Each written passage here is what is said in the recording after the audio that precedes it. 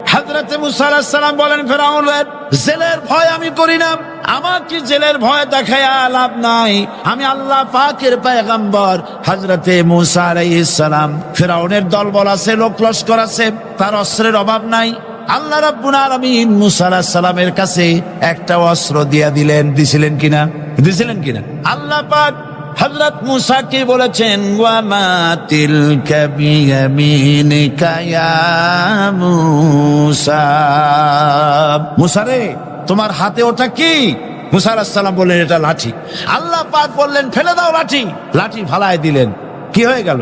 হিয়া হাইয়াতুন তাসআ, লাঠি হয়ে গেল। এখন লাঠি পড়ে সাপ হয়ে গেল। সাপ দেখে নবী ওলি হোক, সাহাবী হোক আর আলেম হোক, সাপ দেখলে ভয় করে না মানুষের? মুসা আলাইহিস সালাম ভয় পেয়েছে। আল্লাহ রাব্বুল আলামিন হযরত মুসাকে শোনায় দিলেন, খুযহা ওয়া লা তাখাফ সানুঈদুহা সিরাতাহাল উলা, খুব ধরো, লা তাখাফ, ভয় পেও না। আল্লাহ বলছেন ধরো, ভয় পেও না। ধরার সঙ্গে সঙ্গে স্বাভাবিক অবস্থায় ফিরে আসবে, আবার লাঠি হয়ে যাবে। এখন আল্লাহ বলছেন ধরো। মুসা আলাইহিস সালাম কি ভয় পাওয়া উচিত হবে? মুসা আলাইহিস সালাম কি ভয় পাইছিলেন? কারণ হচ্ছে এই দুশমনের শক্তিটা খুব বড়ই দেখা যায়, মনে হয় যেন অনেক বড়, কি জানি কি। আল্লাহ পাক বলছেন, ইন্না কাইদাশ শয়তানে কানা দাঈফা, শয়তানের চক্রান্ত যতই তুমি মনে করো অনেক ষড়যন্ত্রের জাল বিস্তার হয়ে আছে, আল্লাহ কয় কিছুই না, দাঈফা, অত্যন্ত দুর্বল। আল্লাহ পাক বললেন ধরো। মুসা আলাইহিস সালাম সাপ ধরলেন, সঙ্গে সঙ্গে লাঠি হয়ে গেল। ফেরাউন বরদাস্ত করলো না, রাষ্ট্রশক্তির পক্ষ থেকে আক্রমণ শুরু হলো। অপরাধ কি? মুসা আলাইহিস সালামের অপরাধ কি অপরাধ?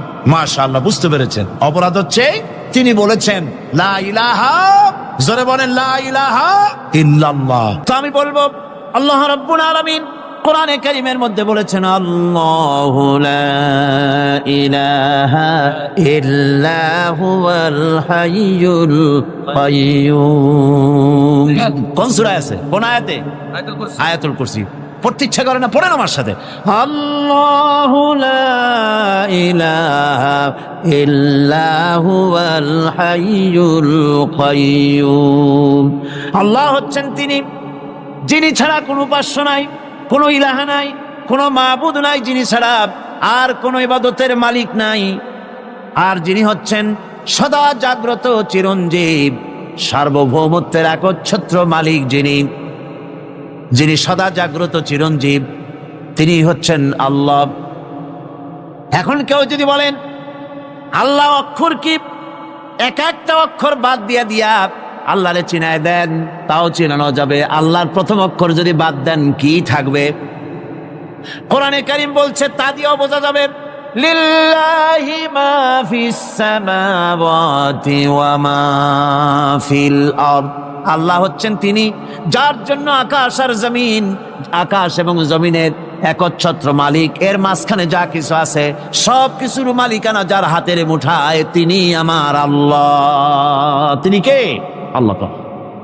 এরপরে যদি বলেন আর একটা নাম ছেড়ে দেন, আলিফ সাল্লাম, একটা নাম ছেড়ে দিলাম, তাহলে কি থাকলো? লাহু থাকলো, দুইটা অক্ষর থাকলো লাহু। এই লাহু দিয়েও আল্লাহ রাব্বুল আলামিনের সিফাতকে, তার গুণকে বোঝা যাবে। লাহু মাকালিদুস সামাওয়াতি ওয়াল আরদ। আল্লাহ পাক বলেন আসমান এবং জমিনের রিজকের চাবি কাঠি আল্লাহ পাকের হাতে, যাকে খুশি তিনি পর্যাপ্ত রিজেক দান করেন। কেউ যদি বলেন লামটাও ভালায় দেন, লামটাও ছেড়ে দেন, দিলাম নাম একটা ছেড়ে, থাকলো কি? একটা অক্ষর থাকলো হু। এই হু দিয়ে আমার আল্লাহরে চেনা যাবে। ওয়া হুয়াল গফুরুল ওয়াদুদুল আরশিল মাজিদ ফাআলুল লিমা ইউরিদ। আমার আল্লাহ হচ্ছেন তিনি যিনি ক্ষমাশীল, যিনি দয়াবান, যিনি বান্দাকে মহব্বত করেন, যিনি হচ্ছেন আরশে আজিমের মালিক, তিনি হচ্ছেন সেই মহান সত্তা যিনি যা খুশি তাই করতে পারেন। সুতরাং আল্লাহ হচ্ছেন এমন এক লফজ, এমন এক নাম, এমন এক ইসমে জাত যার কোনো বিকল্প নাই, যা অনুবাদ করে আল্লাহকে স্রষ্টা বললে এটা সারবে না, সৃষ্টিকর্তা বললে সারবে না। আল্লাহ পাকের নামের বিরাট বিশাল ব্যাপক অর্থ রয়েছে। সুতরাং আল্লাহকে আল্লাহই বলতে হবে। আল্লাহকে কি বলতে হবে? আল্লাহ আল্লাহ আল্লাহ। কত মজাই নামে, সুবহানাল্লাহ বিহামদিহি, কত মজাই নামে। আল্লাহ রাব্বুল আলামিন বলেন, আমরা শুরু করছি সূরা ফাতিহা। অভিনন্দন পত্র দিচ্ছি, কারে দিচ্ছি? আল্লাহ পাককে দিচ্ছি। শেখানো ভাষা দিয়ে রব্বুল আলামিন বলেন, প্রশংসা করো আলহামদুলিল্লাহি রাব্বিল আলামিন। সমস্ত প্রশংসা আল্লাহ পাকের, যিনি হচ্ছেন রব, যিনি কি? রব। এখন এই রব শব্দের বাংলা অর্থ করা হয় প্রভু, লালনকারী, প্রতিপালনকারী, কিন্তু এই অর্থ যথেষ্ট নয়। কোরআনে কারিমে যে রব বলা হয়েছে তার অর্থ হচ্ছে, তার অর্থ ব্যাপক, অনেক বিশাল এর অর্থ। এ রব কাকে বলে?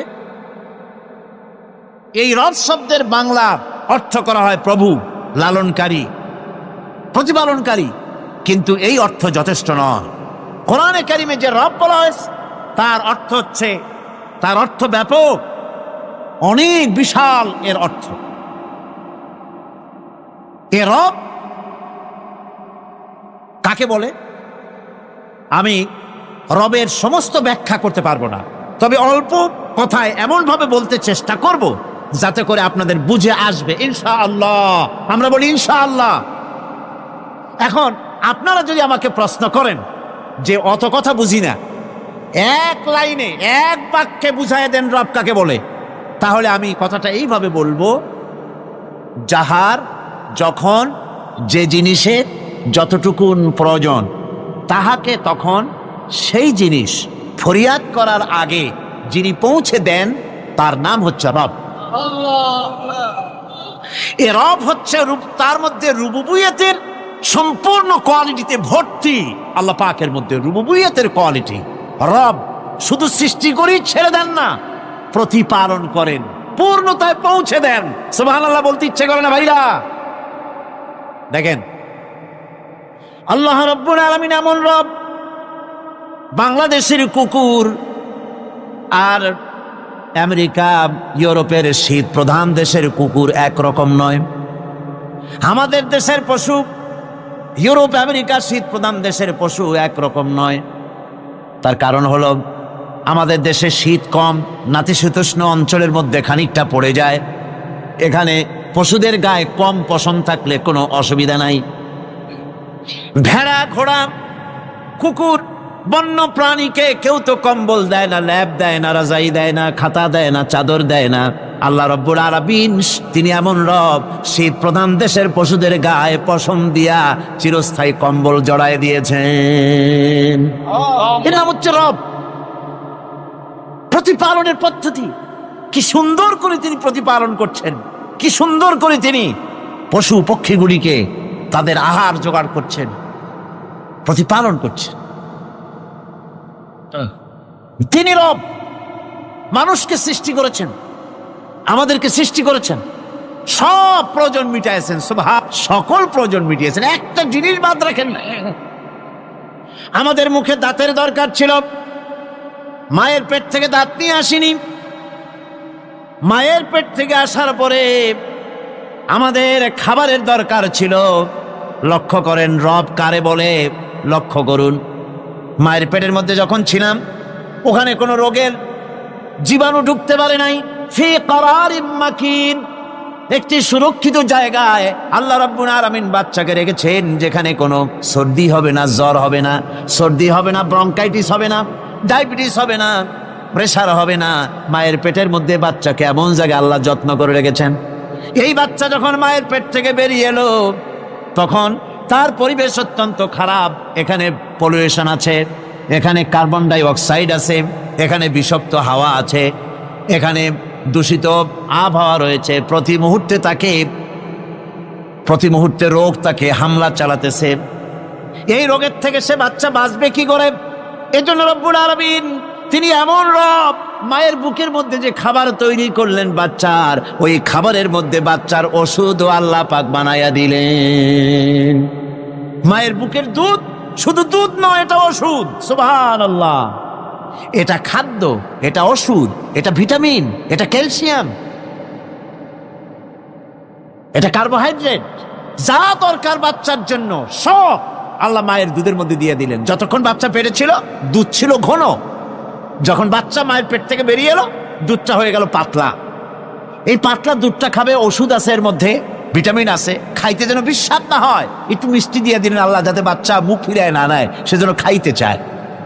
তারপরে যখন বাচ্চার হাড্ডি খেতে হবে, মাছ খেতে হবে, গোশত খেতে হবে, দুধের আর দরকার নাই, তার শরীরের ভিতরে রেজিস্ট্যান্স, রোগ প্রতিরোধক শক্তি তৈরি হয়েছে, এখন আরো ভালো খাবার দরকার।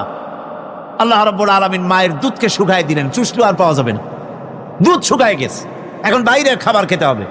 আসছিল যখন বুকে দাঁত ছিল না, বাইরে যখন এলো দাঁতের যখন দরকার হলো, কোন আল্লাহর বান্দা কি আল্লাহর কাছে দরখাস্ত করেছেন যে আল্লাহ আমার কয়েকখান দাঁত দাও, দাঁত ছাড়া আমি চাবাই কেমন?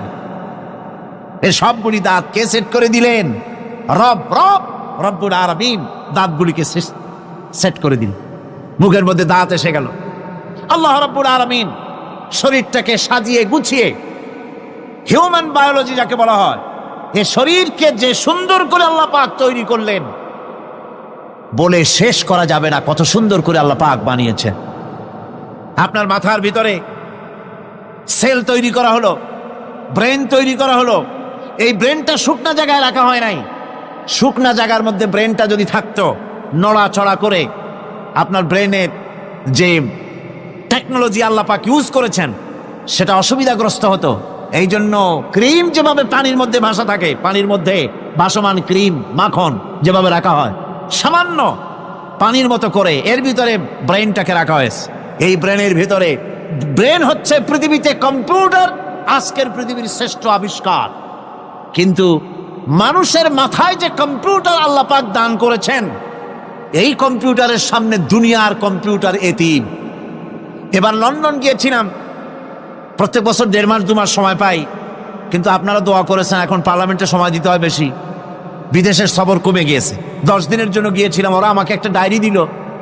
সেই ডায়েরিটার ভিতরে ডিজিটাল ডায়েরি, এই ডায়েরির মধ্যে তারা বলল যে এরকম, এই যে কাগজটা আপনারা দেখতে পাচ্ছেন, এই রকমের কাগজের 10 লক্ষ পাতা লিখতে যত কাগজ লাগে, এরকমের 10 লক্ষ পাতার লেখা ছোট্ট এই ডায়েরিটার মধ্যে ঢুকাই দেওয়া যায়। 10,000 টেলিফোন নাম্বারের মেমোরিতে তুলে দেওয়া যায়। এটা হচ্ছে লেটেস্ট আবিষ্কার। কিন্তু আল্লাহ পাক মানুষের যে ব্রেনটা তৈরি করলেন, পৃথিবীতে যা আছে এ সব কিছু একটা মানুষের ব্রেনের মধ্যে, সমস্ত তথ্য, সমস্ত ফ্যাক্টস মানুষের মেমোরির ভিতরে ঢুকাবার পরেও আরো লক্ষ লক্ষ জায়গা বাকি থেকে যাবে, শূন্য থেকে যাবে, যা পূরণ হওয়ার নয়। এত বিশাল মেমোরি আল্লাহ পাক তার মানুষের মাথার মধ্যে তৈরি করে দিয়েছেন। সুবহানাল্লাহ বিহামদি। দেখুন অবস্থাটা কি, আল্লাহ তার মানুষকে কিভাবে, রব কাকে বলে, রব কারে বলে, সুবহানাল্লাহ বিহামদি। চোখের সামনে রাস্তা দিয়ে চলতে গিয়ে চোখের সামনে সাপ দেখলেন, চোখ দেখার কাজ করেছে। চোখ কি করেছে? দেখার কাজ করেছে। এখন কি করবেন? চোখ কিন্তু দেখে বসে থাকে নাই, চোখ দেখা মাত্রই ট্রান্সমিট করেছে ব্রেনকে। ব্রেন সাথে সাথে অ্যাকশন নিতে বলেছে হাতকে আর পাওকে। হাতে লাঠি থাকলে পিটাও, লাঠি না থাকলে পাকে বলেছে দৌড় মারো। এই যে সাপ দেখলো, চোখ এটাকে পাঠাই দিল ব্রেনকে, ব্রেন পাঠাই দিল অ্যাকশনে হাতে আর পায়ে। এতে কিন্তু 1 সেকেন্ড সময় লাগে নাই, 1 সেকেন্ডের কয়েক লক্ষ ভাগের 1 ভাগের ভিতরেই মানুষ অ্যাকশনে এসে গিয়েছে। সুবহানাল্লাহ। এর নাম হচ্ছে রব। এর নাম কি? রব। তার অফুরন্ত সৃষ্টি। মানুষের হার্ট তৈরি করেছেন, চোখ তৈরি করেছেন। চোখে কিন্তু আমরা নেগেটিভ দেখি, চোখে আমরা কি দেখি? নেগেটিভ দেখি। এই নেগেটিভটা চোখ ক্যাচ করে ব্রেনের ভিতর থেকে পজিটিভ হয়ে কে বের করে দেয়? সুবহানাল্লাহ বিহামদি। কানে অসংখ্য শব্দ শুনি, কিন্তু কোনো শব্দ তো জড়ায় যায় না। অসংখ্য শব্দ আমরা শুনি, যেমন রেডিও। রেডিও ঘুরাচ্ছেন, 9 ব্যান্ড রেডিও অথবা এর থেকেও বেশি ব্যান্ডওয়ালা রেডিও, আপনি যখন ঘুরাচ্ছেন কোনো সেন্টার ধরার জন্য, অনেক সময় 4-5টা সেন্টার জড়ায় যায় না? জড়ায় কিনা? 4-5টা সেন্টার জড়ায় যায়, সর্বনাশ হয়ে যায়, কোনটা থেকে কোনটা শুনবেন।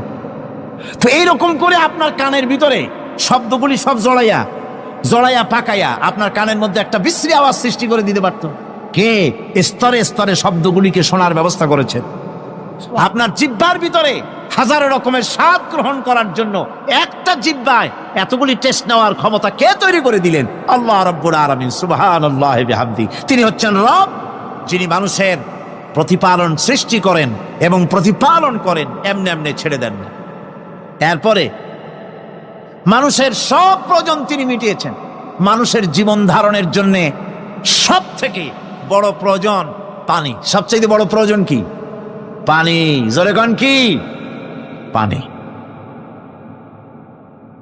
জীবনের জন্য পানি এবং আর্দ্রতা, এই দুটি জিনিস অপরিহার্য, এছাড়া জীবন বাঁচবে না। আমরা দেখতে পাই সমুদ্র ভরা পানি মজুদ আছে, লক্ষ্য করেন, সমুদ্র ভরা পানি মজুদ আছে, নদী খাল বিল ভরা পানি মজুদ আছে, কিন্তু এটাই তো যথেষ্ট নয়। রব হচ্ছেন তিনি, যিনি এই বিশাল বিশাল পানির মজুদ থেকে বাতাসকে যিনি বলেন, যিনি প্রতিনিয়ত বাষ্পীয় আকারে পানিগুলিকে সমুদ্র থেকে উত্থিত করেন, পানিগুলিকে উত্থিত করেন মহাকাশী। আল্লাহ পাক বলেন, আল্লাহুল্লাযী আরসালার রিয়াহা ফাতুসিরু সাহাবা, বাষ্প হয়ে পানিগুলি আকাশে উত্থিত হয় এবং মহাকাশে যাওয়ার পর এই পানিগুলি, লবণাক্ত পানিগুলি আল্লাহর মেশিনে সেগুলি মিষ্টি হয়ে যায়। জোরে কোন সুবহানাল্লাহ। পানিগুলি মিষ্টি হয়ে গেল, ওই মিষ্টি পানি আল্লাহ রাব্বুল আলামিন নাজিল করে দিলেন। এবার বৃষ্টি কণা কণা হয়ে পড়লো, ফোঁটা ফোঁটা বৃষ্টি। আল্লাহ খুঁজে দেখলেন বৃষ্টির ফোঁটাগুলি পৃথিবীর প্রতিটি কণা তালাশ করে তৃষ্ণার্ত কণাগুলিকে আল্লাহ পাক ভিজায় দিলেন। সেই জন্য তার নাম হলো রব। তিনি হচ্ছেন রব, প্রয়োজন মিটান। পানি সবচেয়ে প্রয়োজন বেশি, সেই পানি আল্লাহ পাক এভাবে সরবরাহ করলেন। জমিনের চারিদিকে নদী নালা রেখেছেন, জমিনকে আর্দ্র করেছেন, জমিনের ভিতরের পানি মিষ্টি করেছেন। টিউবওয়েল মারলে পরে, পাম্প করলে পরে ভিতর থেকে মিঠা পানি আল্লাহ পাক বের করে দেন। সুবহানাল্লাহ। এই মিষ্টি পানির ব্যবস্থা করেছেন। এরপরে তিনি ওই আল্লাহ পাক মিষ্টি পানির ব্যবস্থা করে বৃষ্টির মাধ্যমে পৃথিবীতে ফসল উৎপাদনের ব্যবস্থা করে দিলেন। পাক কোরআনে কারীমের মধ্যে বলেছেন, ওয়াজআলনা মিনাল মাই কুল্লা শাইইন হাই, পানি দ্বারাই আমি সব বস্তুকে সজীব রাখি। বৈশিষ্ট্যের দিক থেকে পানির রয়েছে অনেক গুণ, আশ্চর্য গুণ। পৃথিবীর ৭৫% হচ্ছে পানি। আকাশ থেকে অর্থাৎ চাঁদ থেকে যখন চাঁদে ভ্রমণকারীরা যখন ছবি তুলেছে, তো সেই ছবিতে ব্লু রং এসেছে বেশি, সবুজ এসেছে কম। সবুজ হলো গাছপালা, আর ব্লু হচ্ছে পানি। সমুদ্রের পানির রং হচ্ছে নীল। মানুষের শরীরের ভিতরে ৬০% পানি, গাছের মধ্যে রয়েছে পানি। পানি ছাড়া পৃথিবীর বাঁচার কোনো পথ নাই। আবার দেখেন, প্রচন্ড শীতের কারণে, ঠান্ডার কারণে যেসব এলাকায় তাপমাত্রা হিমাঙ্কের নিচে এসে যায়, সেই সব দেশে সমুদ্রের পানি আর দরিয়ার পানিগুলি বরফ হয়ে যায়। এই বরফ যখন হতে থাকে, তখন পানি তার নিজের তাপকে নিচের দিকে ছুটতে থাকে। উপরের তাপ বরফ হয়ে যায় ঠান্ডা, আর নিচে তাপ বিচ্ছুরিত করে দিয়ে পানির ভিতরে যত জলজ প্রাণী আছে আর উদ্ভিদ আছে, সবগুলিকে বাঁচায় রাখার ব্যবস্থা আল্লাহ রাব্বুল আলামিন এভাবে করে থাকে। এবার আল্লাহ রাব্বুল আলামিন বলছেন, এই পানি ছাড়া মানুষ বাঁচে না, প্রাণী বাঁচে না। পানি এমন এক জিনিস, এমন এক নিয়ামত আমি দান করলাম। আল্লাহ পাক বলেন, কুল আরাআইতুম ইন আসবাহা মাউকুম গাওরান ফামান ইয়াতিকুম বিমাইন মাইন। বলো দেখি, সবে শুকাইয়া যদি যায় এই জমিনের পানি, তাহলে হেথায় তটনির ধারা কে দিবে সবারে আনি। এই পৃথিবীর নদী নালা খাল বিল জমিনের আভ্যন্তরীণ দিকে পানিগুলি যদি আমি আল্লাহ রাব্বুল আলামিন শুকায় দেই, তাহলে আমি আল্লাহ ছাড়া এমন কে আছে যে নতুন করে আবার পানির আমদানি করে দিতে পারে? আছে কেউ? আজ পানির শূন্যতা আমাদের দেশে দেখা যাচ্ছে। পানি আস্তে আস্তে কমে যাচ্ছে, আস্তে আস্তে পানি শেষ হয়ে যাচ্ছে। কি কারণে শেষ হচ্ছে এবং কি হলে পানি পাওয়া যাবে পরে বলা যাবে ইনশাআল্লাহ।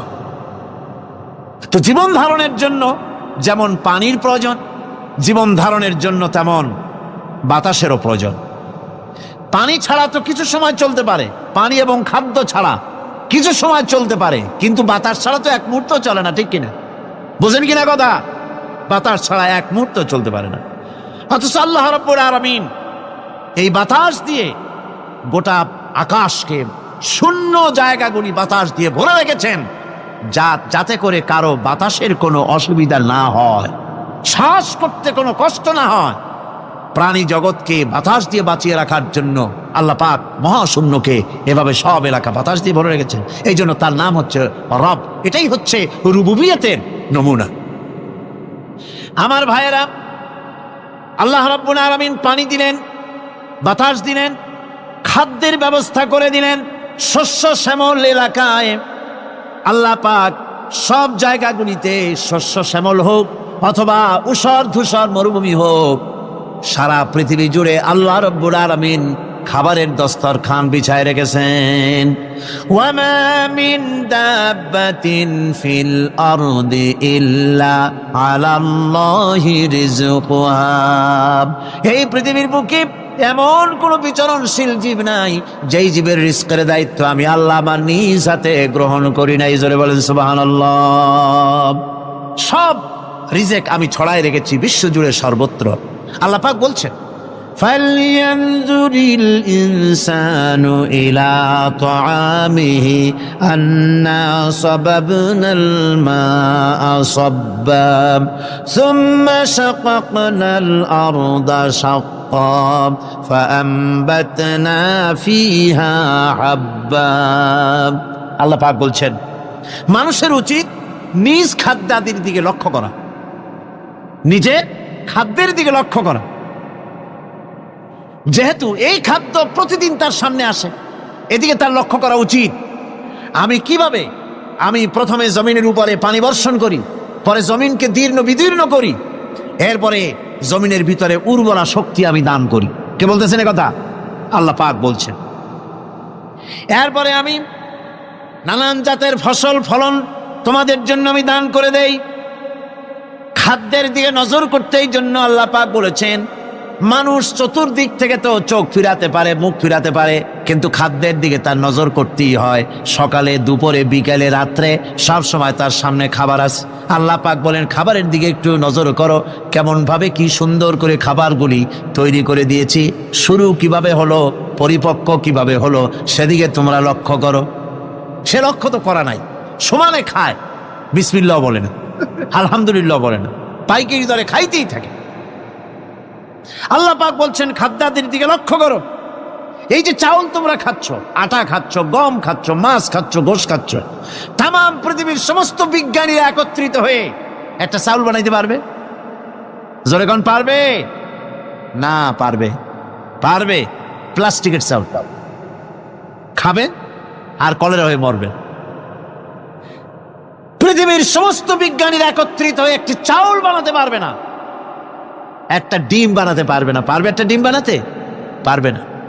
বিজ্ঞানীদের প্রশংসা আমরা করি, হ্যাঁ করি, বিজ্ঞানীরা অনেক কিছু বিশ্বকে উপহার দিয়েছে, কিন্তু মূল রবের কাছে আমরা যাই না, তাকে চিনতেও পারি না, সেখানে যাই না। বিজ্ঞানীরা কি করেছে? আল্লাহর বানানো জিনিসগুলি তারা ডিজাইন করেছে।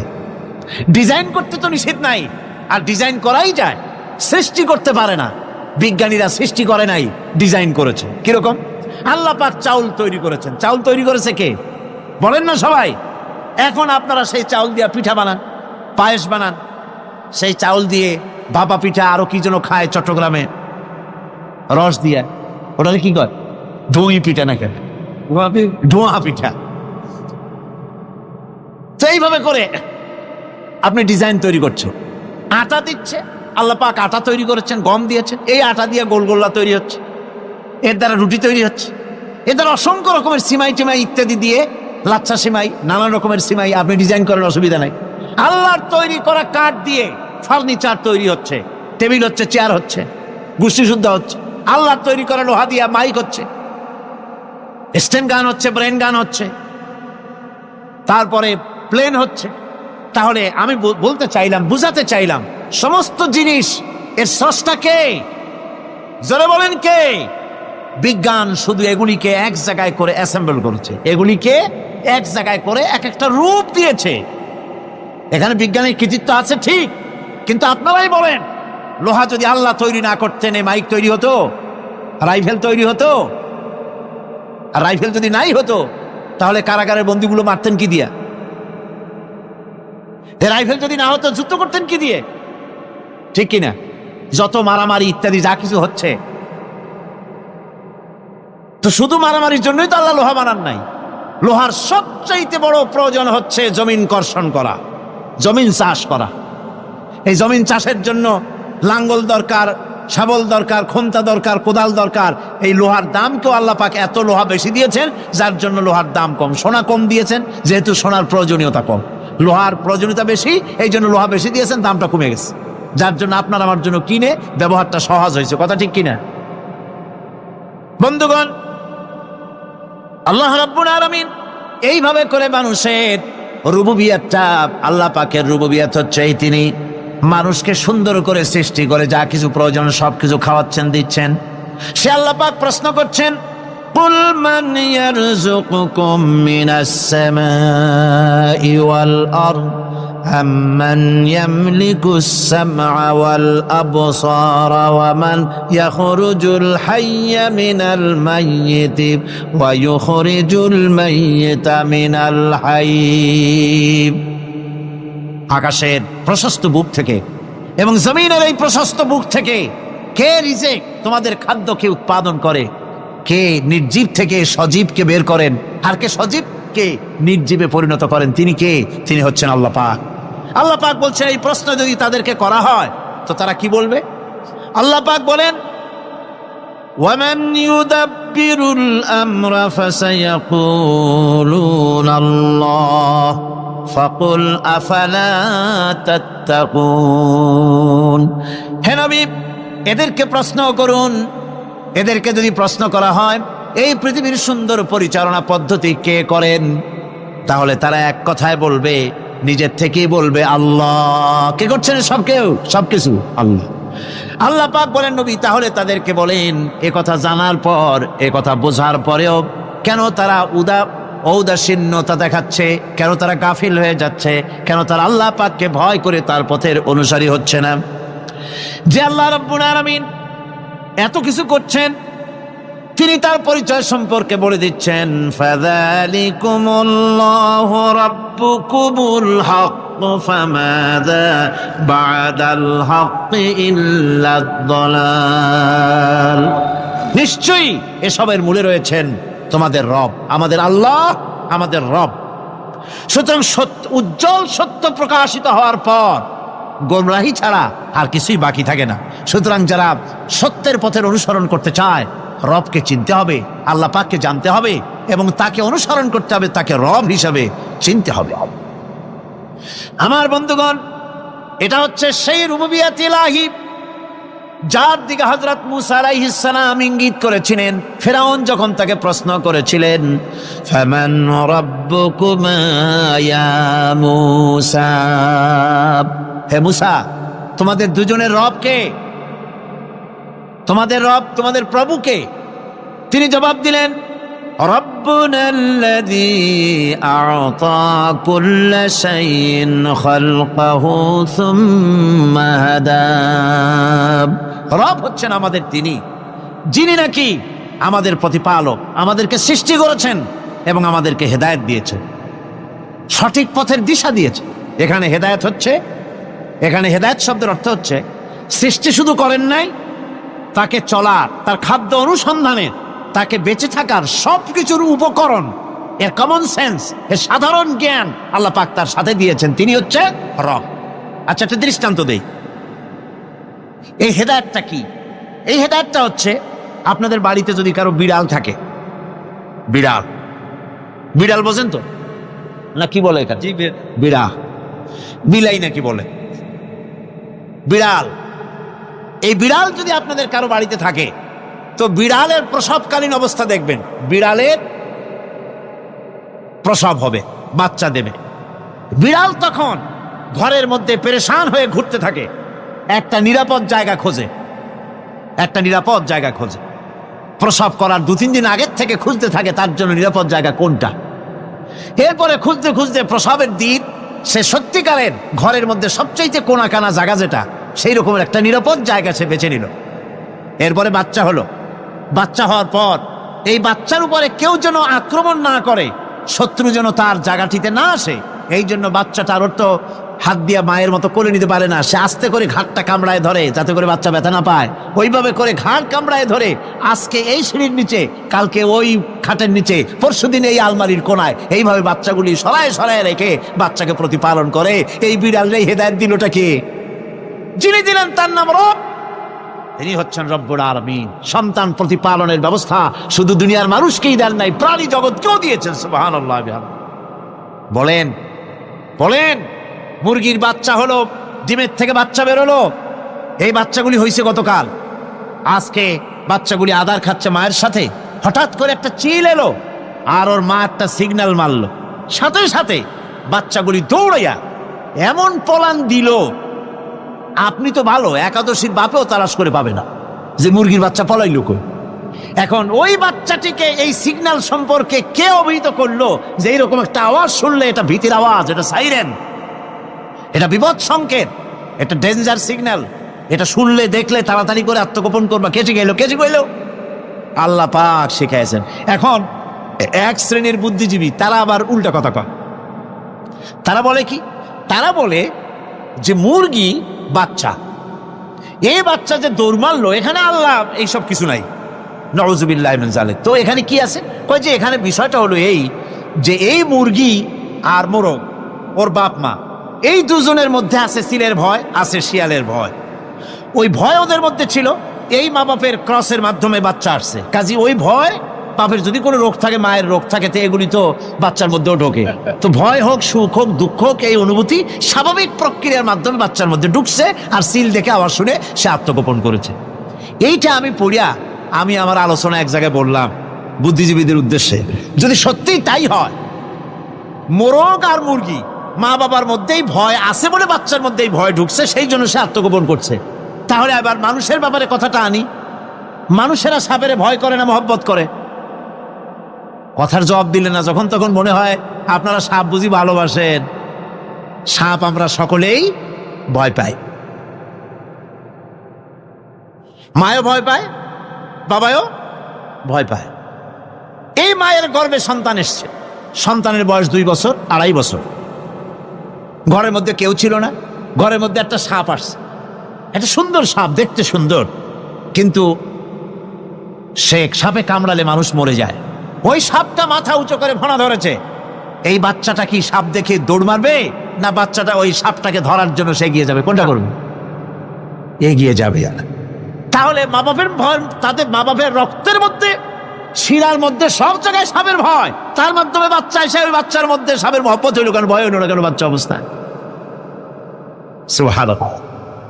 আমার বন্ধুগণ, মুরগির বাচ্চাকে হেফাজত করার জন্য বুদ্ধিমান প্রাণী মানুষ তার কাছে নাই বলে আল্লাহ রব্বুল আলামিন তারে বাচ্চা অবস্থা থেকে বোঝার তৌফিক দিয়েছেন কোনটা ভয়ের আওয়াজ, কোনটা হলো বিপদের আওয়াজ। মানব সন্তানের প্রতিপালন করার জন্য তার মার বাবা আছে বলে ওই রকম করে পশুদের মতো আল্লাহ বানান নাই, তাকে হেফাজত করার জন্য মা বাপ আছে বলে এই দায়িত্ব আল্লাহ পাক মা বাপের উপরে ছেড়ে দিয়েছেন। মা বাপ তাকে হেফাজত করে। রুবুবিয়তের প্রতিপালন, হেদায়েতের এই প্রতিপালন আল্লাহ পাক মানুষকে এভাবে করে তাদেরকে হেদায়েত দিয়েছেন, তার পথের চলার দিশা দিয়েছেন। পিঁপড়ার খাদ্য সংগ্রহের ব্যাপারটা দেখেন, পিঁপড়ার আছে দারুণ ঘ্রাণ শক্তি, কোথায় খাবার? 5 তলায় আপনি মিষ্টি খাচ্ছেন, রসগোল্লা থুয়ে দেন, তারপরে দেখেন কোন জায়গায় দিয়ে পিঁপড়া এসে জমের খাওয়া খায়, ঠিক কিনা? দেখেন তার কত তীব্র ঘ্রাণ শক্তি, সেখানে চলে যাচ্ছে। তাকে হেদায়েত দেওয়া হয়েছে, তাকে ঘ্রাণ শক্তি দেওয়া হয়েছে। চিল, শকুন, ঈগল কোথায় থাকে বুঝেন না? মহাশূন্যে 3 থেকে 3.5 মাইল উপরে শকুন, বাজ, ঈগল উঠতে থাকে। খাবে কি? ওখানে তো তার খাবার ছড়ানো নেই। আল্লাহ হচ্ছেন এমন রব, আমাদের স্রষ্টা হচ্ছেন এমন রব, যিনি ওই চিল, বাজ আর শকুন মহাশূন্যে যেগুলি উড়ে বেড়ায়, ওদেরকে আল্লাহ পাক এমন তীব্র দৃষ্টি শক্তি দান করেছেন, 3 মাইল উপর থেকেও ছাগল মুরগি মরা দেখলে ওখান থেকে এসে ঝাঁপায় পড়ে তা খেতে পারবে। তাকে দেওয়া হচ্ছে দৃষ্টিশক্তি। এরকম করে যার যা প্রয়োজন, সমস্ত প্রয়োজনগুলি আল্লাহ মিটাচ্ছেন। এরই নাম হচ্ছে রুবুবিয়াতে এলাহি। এটাই হচ্ছে আল্লাহ পাক রব, এটা তার অসংখ্য প্রমাণ। সেই জন্য আল্লাহ পাক বলেন আলহামদুলিল্লাহি রাব্বিল আলামিন। পড়েন সবাই, আলহামদুলিল্লাহি রাব্বিল আলামিন। সমস্ত প্রশংসা হচ্ছে আল্লাহ পাকের জন্য। কোন আল্লাহ? প্রথমে তো আল্লাহ বললাম, তারপর বললাম রব, এখন বলা হচ্ছে কোন রব? যিনি আলামিন, রব্বিল আলামিন, যিনি সমস্ত জাহানের রব। তাহলে বোঝা যাচ্ছে রব, জগৎ একটা না। জগৎ, কথা বুঝতেছেন আমার? জগৎ একটা নয়, অসংখ্য জগৎ আছে। বহুমাত্রিক জগতের কথা এখানে আল্লাহ পাক বলছে। আমি এই জন্য বলি যে কোরআন হচ্ছে বিজ্ঞানের উৎস। কোরআন বিজ্ঞানের কি? বিজ্ঞানের আবিষ্কার যত বাড়বে, বিজ্ঞান চিরটা কাল কোরআনের কাছে ভিক্ষার হাত দিয়ে এতিমের মতো দাঁড়ায় থাকবে কিয়ামত পর্যন্ত। আজ পৃথিবীর বিজ্ঞানীরা বলছে জগৎ সম্পর্কে, আমরা মনে করছি পৃথিবীটাকে, আমাদের কাছে তো জগৎ 2টা। কয়টা জগৎ? একটা জগৎ হলো এইটা, ইহ জগৎ আর পরজগৎ, এছাড়া আর কিছু জানি না। এই 2টাই জগৎ আমাদের কাছে। এখন দেখেন বিজ্ঞানীরা কি বলছে। বিজ্ঞানীরা বলছেন সৌরজগতে শুধু আমাদের সৌরজগৎটাই শেষ না, অসংখ্য সৌরজগৎ আছে মহাশূন্যে, অসংখ্য সৌরজগৎ। পৃথিবীর প্রতি 4 বিলিয়ন মানুষ যদি এক একটা সৌরজগৎ দখল করে, তাতেও সৌরজগৎ শেষ হবে না। আরো সহস্র সহস্র বিলিয়ন বিলিয়ন সৌরজগৎ আরো ফাঁকা পড়ে থাকবে। এত সৌরজগৎ আল্লাহ সৃষ্টি করেছেন। এই মহাশূন্যে বহুমাত্রিক জগতের কথা আল্লাহ পাক এখানে বলেছেন। এই পৃথিবী একটা জগৎ, এই মাটির তলে আছে আর এক জগৎ, সমুদ্রের ভিতরে আছে পানির তলার আর এক জগৎ। আর মহাশূন্য যে কি তা আপনার মাথায় শূন্য হয়ে যাবে চিন্তা করতে করতে। এই জন্য বিজ্ঞানীরা, বড় বড় বিজ্ঞানী, এরা কিন্তু নাস্তিক হয় না। বর্তমান বিজ্ঞানীরা চিন্তা করে গবেষণা করে খেয়েই হারিয়ে ফেলছে মহাশূন্যকে দেখে। যেখানে আছে গ্যালাক্সি, যেখানে আছে মিল্কি ওয়ে, যেখানে রয়েছে অসংখ্য তারকা, এই পৃথিবীটা মহাশূন্য আল্লাহ যেভাবে তৈরি করেছেন, সেই তুলনায় এই পৃথিবী একটা মার্বেলের চাইতে খুব বেশি একটা বড় কিছু হয় বলে মনে হয় না। পৃথিবী যদি হয় একটা মার্বেলের মতো, তাহলে আমরা যে মানুষ, আমাদের অস্তিত্ব কোথায় চিন্তা করেন। এবার মহাশূন্যে চলেন। মহাশূন্য সে কি বিশাল মহাশূন্য। একটা তারকা থেকে আর একটা তারকায় যদি যেতে হয়, তাহলে সহস্র সহস্র বিলিয়ন বছরের দরকার হবে। কি বছর? এ দুনিয়ার বছর না, আলোকবর্ষ, লাইট ইয়ার। আলো চলে প্রতি সেকেন্ডে কত? 1,86,000 মাইল। এই 1,86,000 মাইলের সেকেন্ড, এর মিনিট, এর ঘন্টা, এর দিন, এর মাস, এর বছর, এই আলোকবর্ষ। সহস্র সহস্র আলোকবর্ষ পার হয়ে যাবে এক তারকা থেকে আর এক তারকায় পৌঁছানো সুকঠিন। এ ধরনের অসংখ্য তারকা আল্লাহ পাক তৈরি করে রেখেছে। সূর্য হচ্ছে পৃথিবীর চাইতে 13 লক্ষ গুণ বড়। এরকম সূর্য বিজ্ঞানীরা এখন বলছে, আগে বলতো 1 কোটি সূর্যের চাইতে বড় তারকা, এখন বলতেছে এই রকমের পৃথিবীর চাইতে 13 লক্ষ গুণ বড় যে সূর্য, এরকম 3 কোটি সূর্য খাইয়া ফেলাইতে পারে। এরকম সহস্র সহস্র তারকা এক একটা গ্যালাক্সির ভিতরে আল্লাহ পাক তৈরি করে গেছেন। এখন মনে হচ্ছে যে এই তারকাগুলি বড়, না, এই তারকাগুলির চাইতে আবার বড় জিনিস কি, সেটাকে বলা হয় ব্ল্যাক হোল। সেটাকে বলা হয় ব্ল্যাক হোল, অন্ধকার কূপ। ব্ল্যাক হোল আবার ম্যান হোল বুঝবেন না, কিন্তু ম্যান হোলের ঢাকনা চুরি হয় যেমন। তবে একটা দৃষ্টান্ত আপনি বুঝতে পারেন, রাস্তায় রাস্তায় যেমন অসংখ্য ম্যান হোল আছে, ওই রকম করে মহাশূন্যে অসংখ্য ব্ল্যাক হোল আছে, একটা দুইটা না, অসংখ্য। এই ব্ল্যাক হোল আবার দেখা যায় না, অদৃশ্য ব্ল্যাক হোল। এই ব্ল্যাক হোলগুলো কি? এগুলি কোরআনে কারীমের মধ্যে আল্লাহ পাক বলেছেন, ফালা উকসিমু বিমাওয়াকিন নুজুম, ফালা উকসিমু বিমাওয়াকিন নুজুম, শপথ সেই পতনের স্থানের যেখানে নক্ষত্রসমূহ ধ্বংস হয়ে যায়, ধ্বংসপ্রাপ্ত হয়, কসম সেই স্থান সময়ের। সুবহানাল্লাহ। এই অন্ধকার কূপের, এই অন্ধকূপের কসম করছেন আল্লাহ পাক। সে অন্ধকূপটা কি? সেই ব্ল্যাক হোলটা কি? সেই ব্ল্যাক হোল হচ্ছে ওই যে তারকার কথা বললাম, যে সূর্য খাইতে পারে, 3 কোটি সূর্য খাইতে পারে, এই রকমের তারকাগুলি ঘুরতে ঘুরতে কোনো এক কারণে যখন সে ব্ল্যাক হোলের রেঞ্জের মধ্যে এসে যায়, তখন ব্ল্যাক হোল ওকে এমন ভাবে চুষে হজম করে ফেলে, যেমন বাচ্চা চকলেট চুষা খাইয়া ফেলায়, এইরকম ব্ল্যাক হোলগুলি অত বড় তারকাগুলি খাইয়া চুষা শেষ করে ফেলে যায়। সুবহানাল্লাহ বিহামদিহি।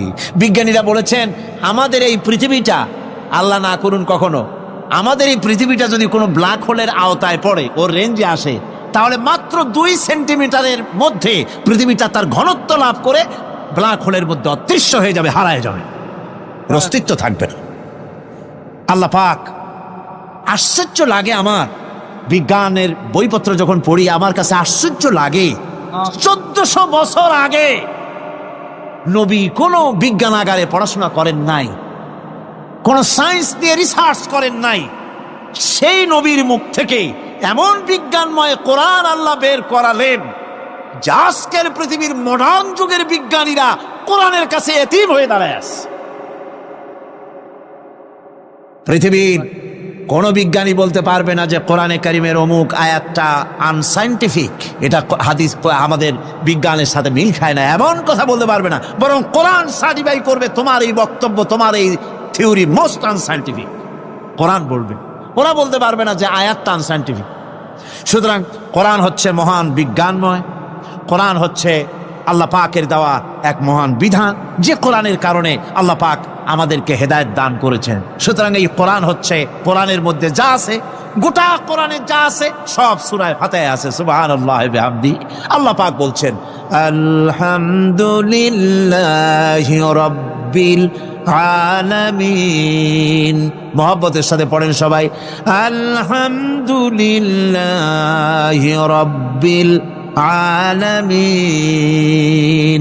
সমস্ত প্রশংসা, যাবতীয় প্রশংসা সে আল্লাহ পাকের, যিনি তামাম জাহানের পালনেওয়ালা রব। ইনশাআল্লাহ বাকি কথা আগামীকাল বলবো ইনশাআল্লাহ। সকালে বলেন ইনশাআল্লাহ। মুনাজাতের জন্য দাঁড়ানো ভাইরা সব বসেন, যত লোক দাঁড়িয়ে আছেন সবাই বসেন। প্রথম দিনের মুনাজাত আল্লাহ পাকের দরবারে, সব বসেন, মহব্বতের সাথে বসেন, আর একটু জিকির করেন, লা ইলাহা ইল্লাল্লাহ। কিজন আছে আজকে? 8 জন আছে, আর এটা দিয়ে আসছে 8 জন আছে।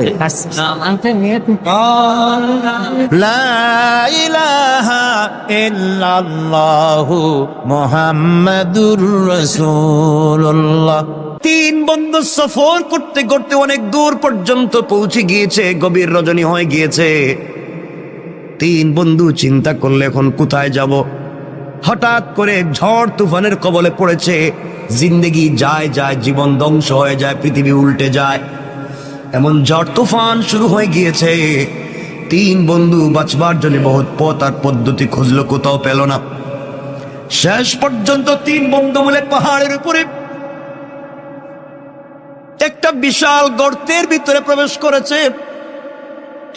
গর্তের ভিতরে যখন প্রবেশ করেছে নিজেকে বাঁচাবার জন্য, হঠাৎ করে পাহাড়ের উপর থেকে বিশাল বড় একটা পাথর এসে তাদের গর্তের মুখটাকে বন্ধ করে দিল।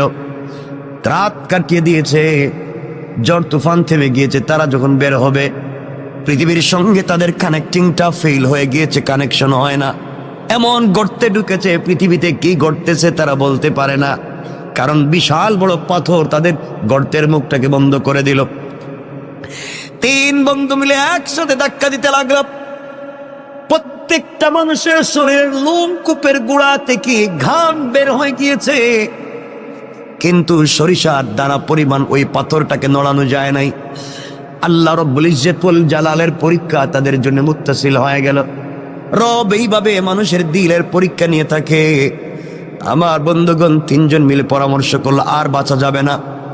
দীর্ঘক্ষণ চলে গেল, মরে যাবার মতো উপক্রম, পানিও নাই, খাবারও নাই, দম বন্ধ হয়ে যায়, অক্সিজেন নাই। তিন বন্ধু মিলে চোখের পানি ছেড়ে কান্না করে গভীর রজনীতে সেজদায় পড়ে গর্তের ভিতরে আল্লাহ কি ডাক দিয়ে বলেছে, আল্লাহ,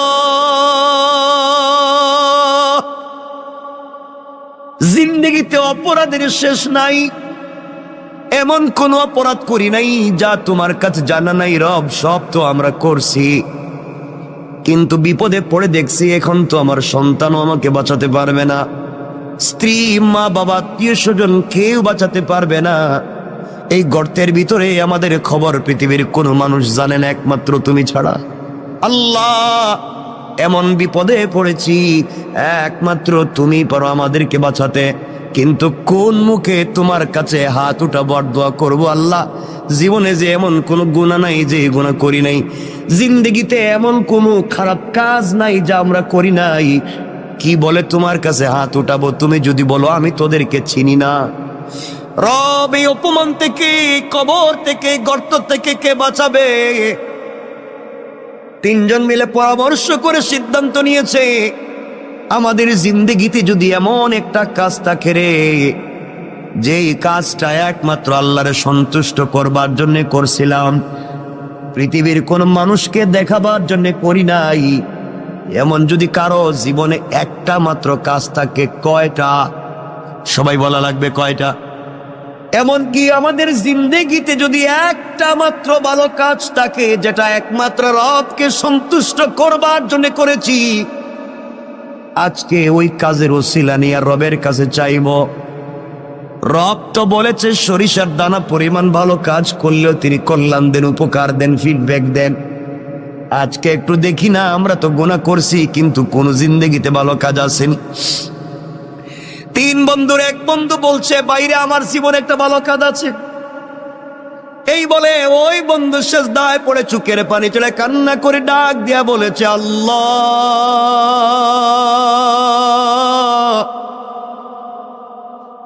আমার জিন্দেগিতে একটা ভালো কাজের কথা আমার মনে পড়েছে। রব, আমার মন বলছে এই কাজটা একমাত্র তোমার জন্য আমি করছি, পৃথিবীর কেউ আমাকে বাধা দিতে পারবে না। আয় আল্লাহ, আমার চাচাতো বোন, যাকে আমি প্রাপ্ত বয়স্ক হওয়া থেকে যার পিছনে লেগে আছি, যাকে একটা বার স্পর্শ করতে চাই, একটা বার আলিঙ্গন করতে চাই, আমি তার সঙ্গে জেনা করতে চাই, মেলামেশা করতে চাই, তার মতো সুন্দরী মেয়ে আর নাই। কিন্তু আল্লাহ, কোনোদিন তাকে আমার ভাগে নিয়ে আসতে পারলাম না, কোনোভাবে কথা বলে ফুসলাতে পারলাম না। আমার ওই চাচাতো বোনের বিয়ে হয়ে গিয়েছে। বিয়ে হয়ে যাওয়ার পরে, তার স্বামীর বাড়িতে যাওয়ার পরে কিছুদিন পরে তার কি একটা বিপদ হয়েছে, তার সন্তান একটা হয়েছে, কিন্তু আমার মাথা থেকে তার চিন্তা যায় নাই। আমি তখনও সুযোগ খুঁজছিলাম, বোনকে যদি কোনোভাবে পাই তার সঙ্গে জেনা করব। আল্লাহ, বোন আমার কাছে কিছু ঋণের জন্য আসছিল। আমি বলছি, বোন রে, তুই যখন আমার কাছে ঋণ চাইছ, যা চাইবে তাই দিব, ঋণ না একেবারেই দিব। বিনিময়ে তোমার কাছ থেকে আমি পার্সোনাল কিছু সময় চাই, পার্সোনাল টাইম চাই।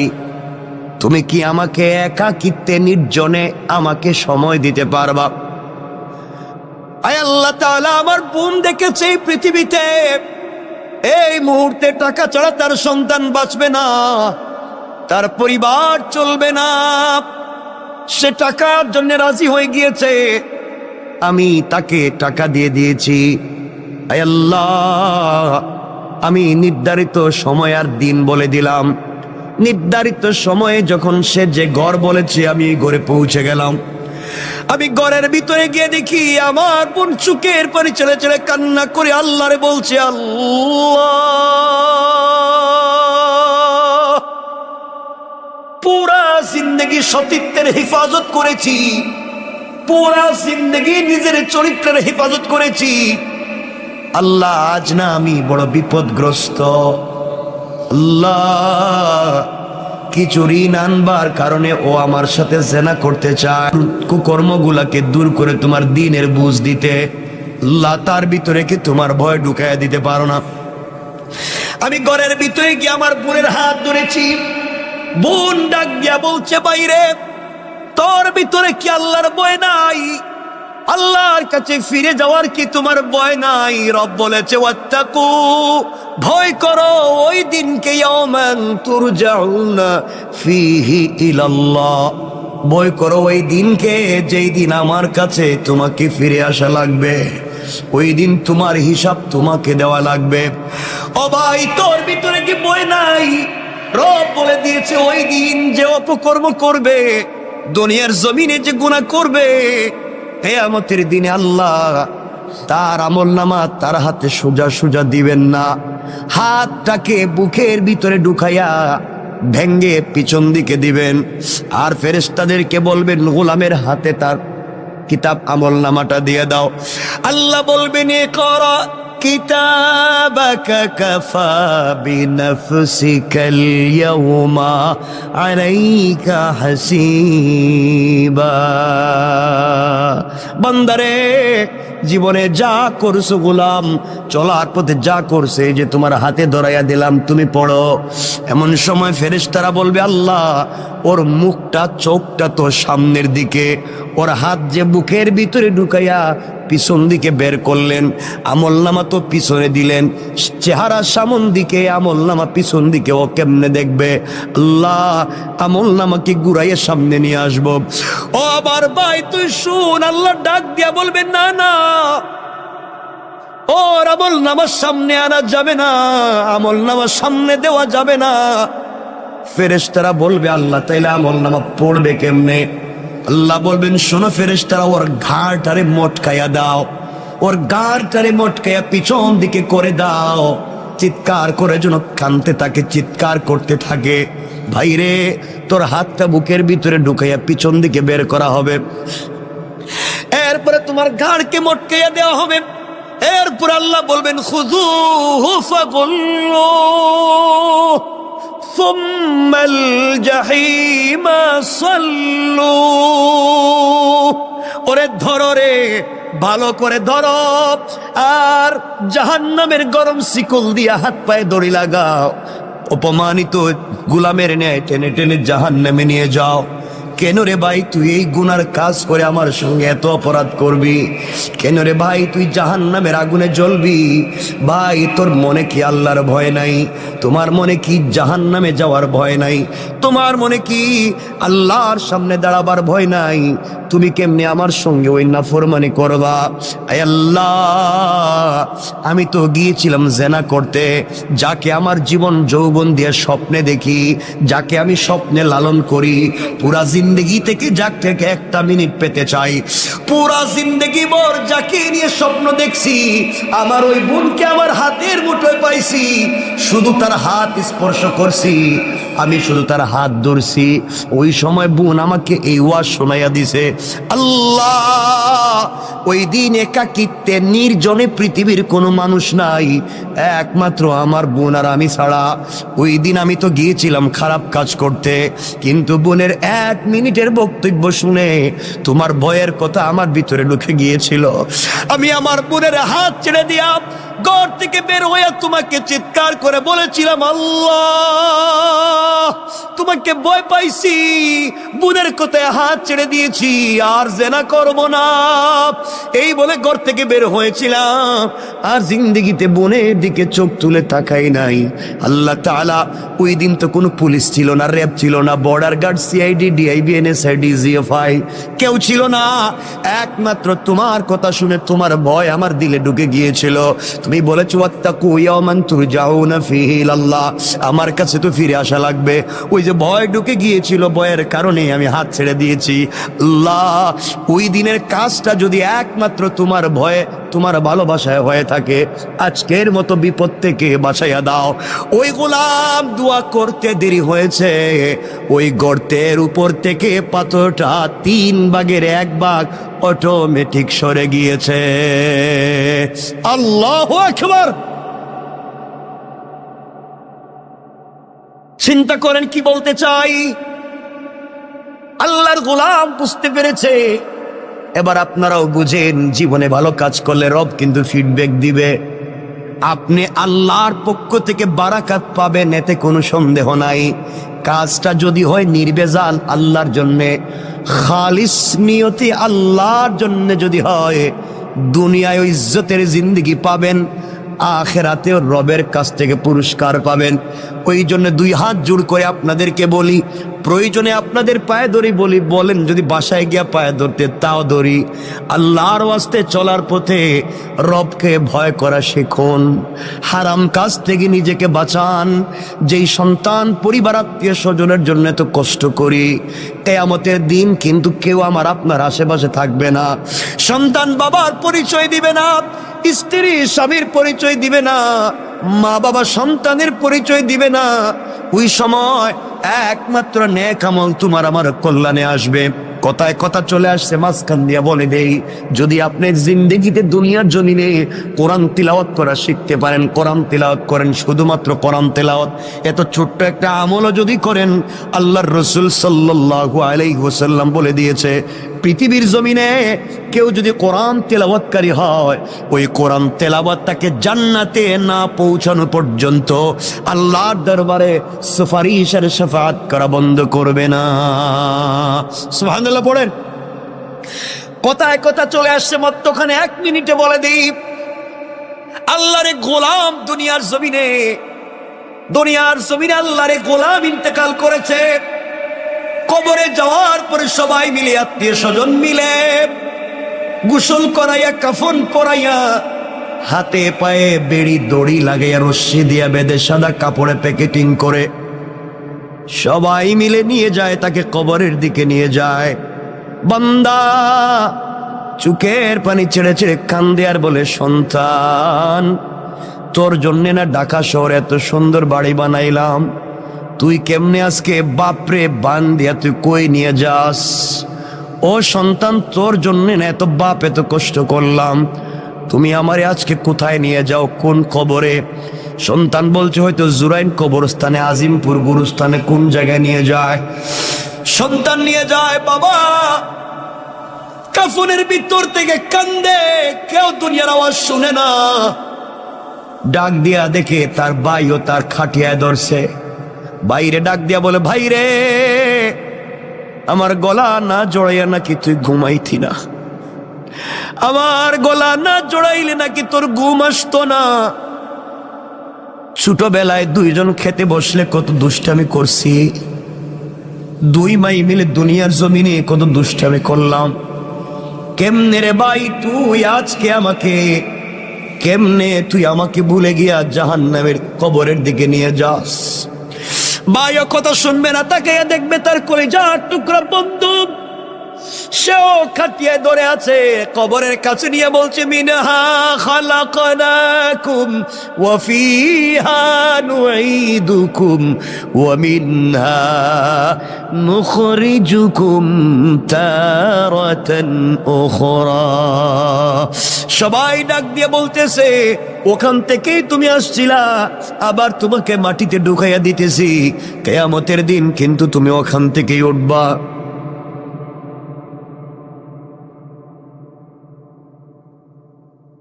বন্ধু, কেউ তোমার কথা শুনবে না, আমার কথা শুনবে না। ওই সময় আল্লাহর গোলাম চিৎকার করে কান্না করে বলবে, ও গোলাম, আমার না ঘরে কত সুন্দর এয়ার কুলার, এয়ার কন্ডিশন ছিল, টাইস ছিল, সিরামিক ছিল, তুই আমার কই রাইখে যাস? সবাই মিলে তোমাকে আমাকে কবরের ভিতরে শোয়া দিবে। মাটি উপর দিয়া দিয়া যখন সবাই চলে আসবে, আল্লাহরে গোলাম কবরের ভিতরে কাঁদতেছে। এমন সময় ফেরেশতারা এসে তাকে জিজ্ঞেস করছে, মার রব্বুকা, ও গোলাম বলো না তোমার রবকে। গোলাম তো ঠিক মতো উত্তর দিতে পারে না, কারণ দুনিয়ায় রবের পথে চলে নাই। দুনিয়ায় রব যেই পথের কথা বলছে গোলাম, ওই পথে গোলাম চলে নাই। আজ গোলামকে কবরের ভিতরে বলছে মার রব্বুকা, গোলাম জবাব দিতে পারে না। ফেরেশতারা বলছে ওয়ামা দীনুকা, বলো না তোমার ধর্মের নাম কি, কোন ধর্ম নিয়ে আসছো? গোলাম জবাব পায় না।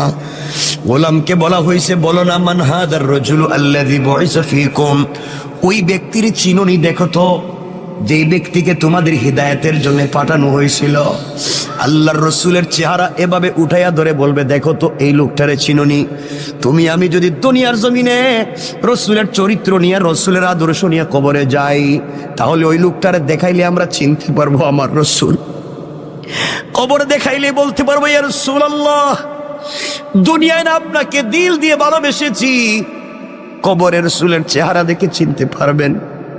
আর যদি দুনিয়ার জমিনে সেই রসুলকে ভালোবাসতে না পারেন, আল্লাহ রসুলের চেহারা দেখানোর পরও তুমি আমি চিনব না। ফেরেশতারা যখন 3টা প্রশ্নের জবাব পায় নাই, তাকে আঘাত করার জন্য 70 জন অন্ধ ফেরেশতা, এক একজন ফেরেশতার ওই কাঁধ থেকে ডান কাঁধ থেকে বাম কাঁধে যেতে লাগবে 700 বছর। এমন 70 জন ফেরেশতা হাতের মধ্যে লোহার মুগুর নিয়ে দাঁড়িয়ে আছে, আঘাত করবে। 70টা সাপ বিচ্ছু দাঁড়িয়ে আছে, তাকে খেয়ে ফেলবে। চিৎকার করে আল্লাহর গোলাম কাঁদবে, তাও কেউ শুনবে না, কারণ এই দুনিয়ায় কাঁদলে তো কেউ না কেউ শুনবে, কিন্তু কবরে কাঁদলে কেউ কথা শুনবে না।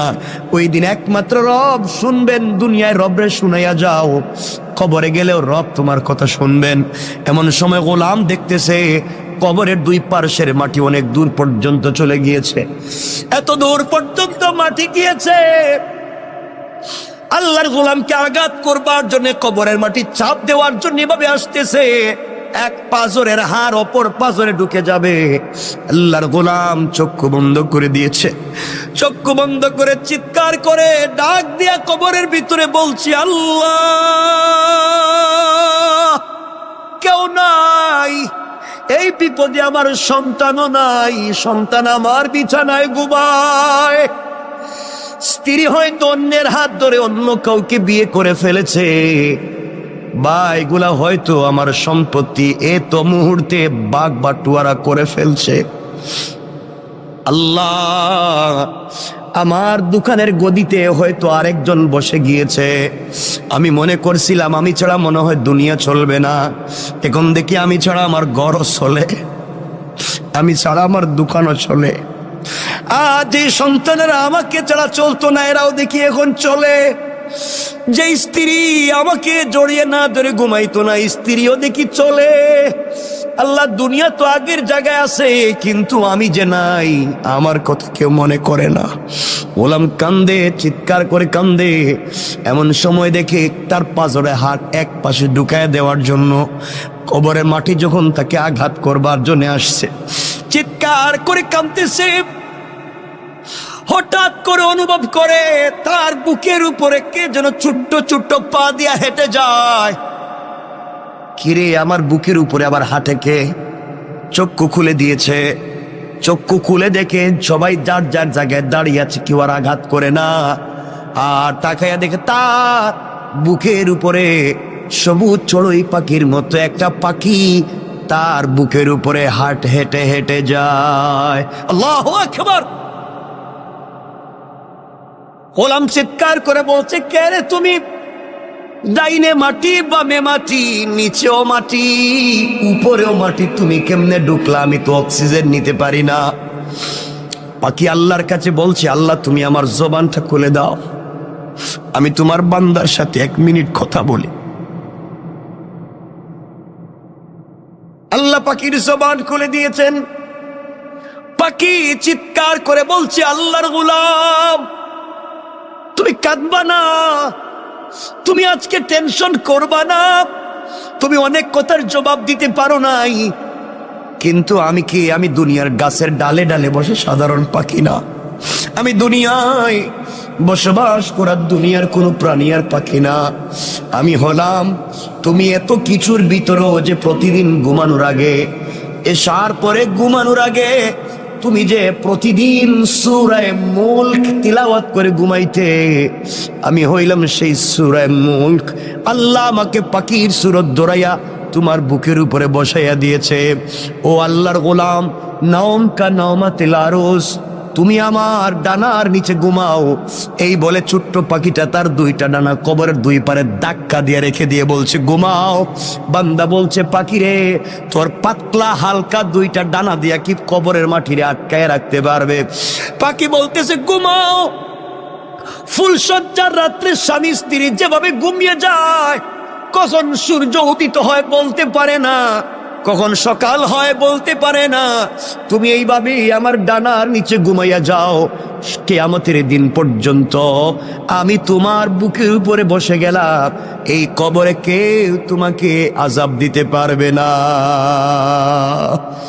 আল্লাহর গোলাম, তাও তোমাকে বলে দিলাম, আমি তো সূরা মুলক তোমাকে জানাইয়া দিলাম, কবরেও তোমাকে হেফাজত করব, পুল সেরাতেও করব, মিজানেও করব, যতক্ষণ পর্যন্ত সুপারিশ করে শাফাআত করে আল্লাহর জান্নাতে তোমাকে না পৌঁছাবো, ততক্ষণ পর্যন্ত আমি সূরা মুলকের সুপারিশ তোমার পক্ষ থেকে আল্লাহর দরবারে আমি বন্ধ করব না। আল্লাহু আকবার।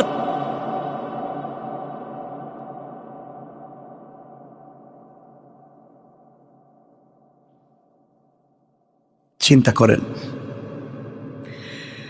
এই জন্য আল্লাহর গোলাম কথা লম্বা করতে চাই না, শুধু এতটুকুন বুঝাতে চাই, কার অহমিকায় পড়েছ? দুনিয়া তোমারে কেমনে এত পাগল করছে? দুনিয়া তোমার এত পাগল কেমনে করছে গোলাম? সব না সৌন্দর্য এখানেই থাকবে। তুমি তোমার বেডরুমটারে কত সুন্দর করলা, কয়েকটা দিন থাকবা, হয়তো ঘর থেকে বের হলে আর ফিরেও না আসতে পারো, কিন্তু অনন্তকাল যেই কবরে থাকবা, ওই কবরকে তুমি সুন্দর করলা না। আল্লাহর গোলাম, ওই আল্লাহর গোলাম যখন কান্না করছে, কবর 3 ভাগের 1 ভাগ, গর্তের ভিতর থেকে পাথর 3 ভাগের 1 ভাগ সরে গিয়েছে। আর একজন গোলাম সেজদায় পড়ে ডাক দিয়া বলছে, আল্লাহ, আমিও তো 3 বন্ধুর একজন, আমার জীবনে কোনো নেক আমল নাই, আমার জীবনে কোনো ভালো কাজ নাই, ভালো করে জানি, জীবনে যত আকাম ছিল, কুকর্ম ছিল, এমন কোন জিনিস নাই যা করি নাই, কিন্তু আল্লাহ, আজ আমার মনে পড়ছে আমি একটা ভালো কাজ করছি। আজ আমার মনে পড়েছি আমার জিন্দেগিতে একটা ভালো কাজ আছে, এই কাজটা শুধু তোমাকে সন্তুষ্ট করবার জন্য আমি করছিলাম, দুনিয়ার কোনো মানুষকে দেখাবার জন্য আমি করি নাই। আল্লাহ, আমার ঘরে একজন কর্মচারী ছিল, ওই কর্মচারী কোনো একটা কারণে তার বেতন না নিয়ে আমার কাছ থেকে চলে যায়, আমি তারে অনেক খোঁজাখুঁজি করে পাই না, কর্মচারীর বেতন দেব, খুঁজতে খুঁজতে আমি তারে পাই না, কোথায় গেল নাই নাই। আমি কি করলাম, তার ওই বেতনের পয়সা দিয়া একটা বকরি কিনলাম, আমি একটা বকরি কিনলাম, ওই বকরিরে বড় করলাম, বকরির থেকে অনেক বাচ্চা হলো, বিশাল বড় একটা বাগান হয়ে গেল, বাচ্চা বকরি আর বকরির অভাব নাই। আয় আল্লাহ, শত শত বকরির পাল হয়ে গেল। দীর্ঘ 15-20 বৎসর পরে আমার ওই কর্মচারী দেখি আমার বাড়িতে হাজির, আমাকে ডাক দিয়া বলছে, মালিক, অমুক দিন অমুক তারিখেও আপনার বাড়িতে আমি কর্মচারী ছিলাম, আমার নাম যে এই নাম, আমি কিন্তু চলে গিয়েছিলাম একটা কারণে, আমি আজ আপনার কাছে ফিরে এসেছি, কাজের জন্য আসি নাই, ওই যে আপনার বাড়িতে কাজ করছিলাম, ওই সময় যে পয়সা পাই, আমারে আপনি ওই পয়সাটা দিয়ে দেন, আমি চলে যাই। আল্লাহ, ওই সময় আমি ওই গোলামটারে ধরলাম হাতে, আস্তে আস্তে করে মাঠে নিয়ে গেলাম। মাঠে নিয়ে গিয়া বলছি, আমার কর্মচারী রে, তুমি আমার কাছে পয়সা পাও, এই জন্যে তুমি আমার কাছে এসেছো। এই যে মাঠে যত হাজার হাজার শত শত বকরি দেখো, সবগুলা তোমার, সবগুলা তুমি নিয়ে যাও।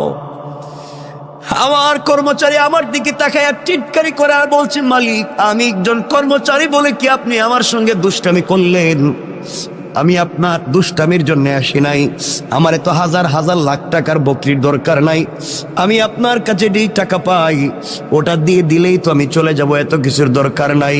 আল্লাহ, ওই দিন আমি বলেছিলাম, কর্মচারী রে, তুই যে আমার কাছে যেই পয়সা পাস ওই টাকা দিয়ে আমি একটা বকরি কিনছিলাম।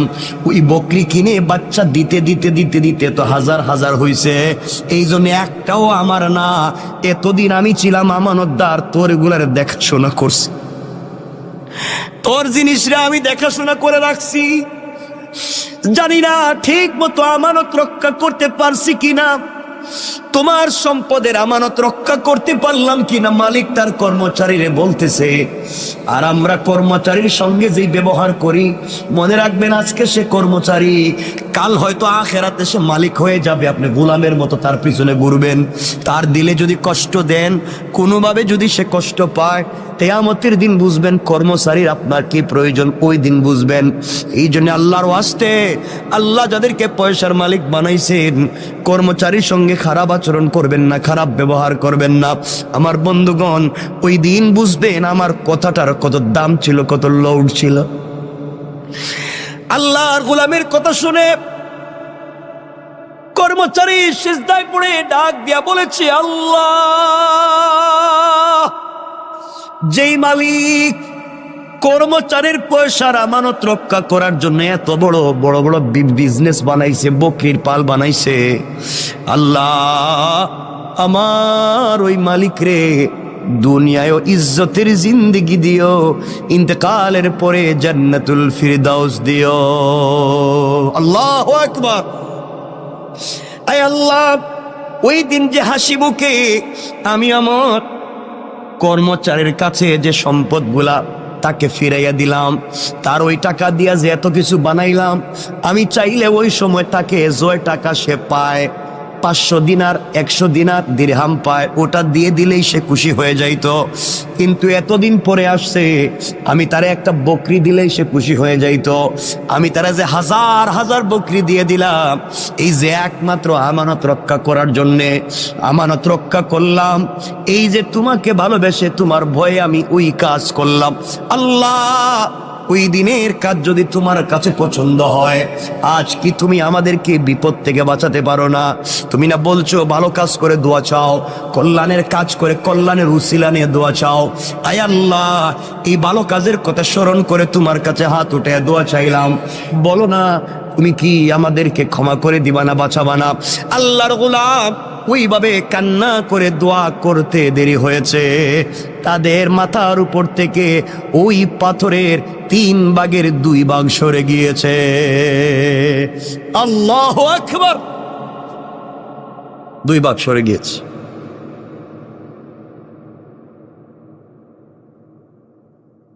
তারা অনেক ট্রাই করছে বের হওয়া যায় কিনা, দেখলো বাইরেও যায় না, ওই আরেকটা ভাগ যাইতেইব। 2 জন বন্ধু যখন আল্লাহর কাছে দোয়া করছে, আল্লাহ তাআলা তাদেরকে বাঁচাইয়া দিয়েছেন। 3 ভাগের 2 ভাগ পাথরটা গর্তের মুখ থেকে সরে গিয়েছে, আরেক ভাগ গেলেই তারা বাইর হইতে পারে। এখন তো 2 জন দোয়া করছে, এখন আরেকজন চিন্তা করছে, আমার জীবনে তো কোনো ভালো কাজ নাই, আমি তো বইলে কিন্তু লাভ হবে না। 2 বন্ধু মিলছে, দোস্ত তুইও কিছু কর, আমার জীবনে তো কোনো ভালো কাজ নাই, জানি আমি তো তোদের চাইতেও খারাপ। না, মনে কর তোর কোনো ভালো কাজ আসেনি জীবনে, মনে করে দেখ, থাকলে একটু ক আল্লাহরে, আজকে বাস্তবতে নিলে মরা ছাড়া পথ নাই। এমন সময় গোলাম বলতেছে, ভাই আমারও তো একটা ভালো কাজের কথা মনে পড়ছে। সুবহানাল্লাহ বললেন, জোরে আওয়াজ করে পড়েন না সুবহান। আমার একটা ভালো কাজের কথা মনে পড়ছে, বল না তোর ভালো কাজটা কি? এই সময় 3 নম্বর বন্ধু চোখের পানি ছেড়ে ডাক দিয়া বলতেছে, আল্লাহ, তোমার দেওয়া কপাল তোমার কুদরতের পায়ে লাগাইয়া দিয়েছি, তোমার দেওয়া চোখ থেকে দুফুটা পানি ছেড়ে দিয়েছি, তোমার দেওয়া জবান দিয়ে তোমাকে মনে বড় আশা নিয়ে আল্লাহ বলে ডাক দিয়েছি। তুমি বলছো তোমাকে ডাক দিলে দুনিয়ার সকল মানুষেরা যদি বন্ধ করে দেয় দরওয়াজা, তোমার দরওয়াজা বন্ধ হয় না। আল্লাহ, তুমি বলেছ কোন মানুষ যদি অপরাধ করে, সন্তান যদি অপরাধ করে, মা বাবা হয়তো সন্তানকে ঘর থেকে তাড়াইয়া দেয়। গ্রামের কোন মানুষ যদি গ্রামে অপরাধ করে, গ্রাম মহল্লার মানুষ তাকে এলাকা ছাড়া করে দেয়।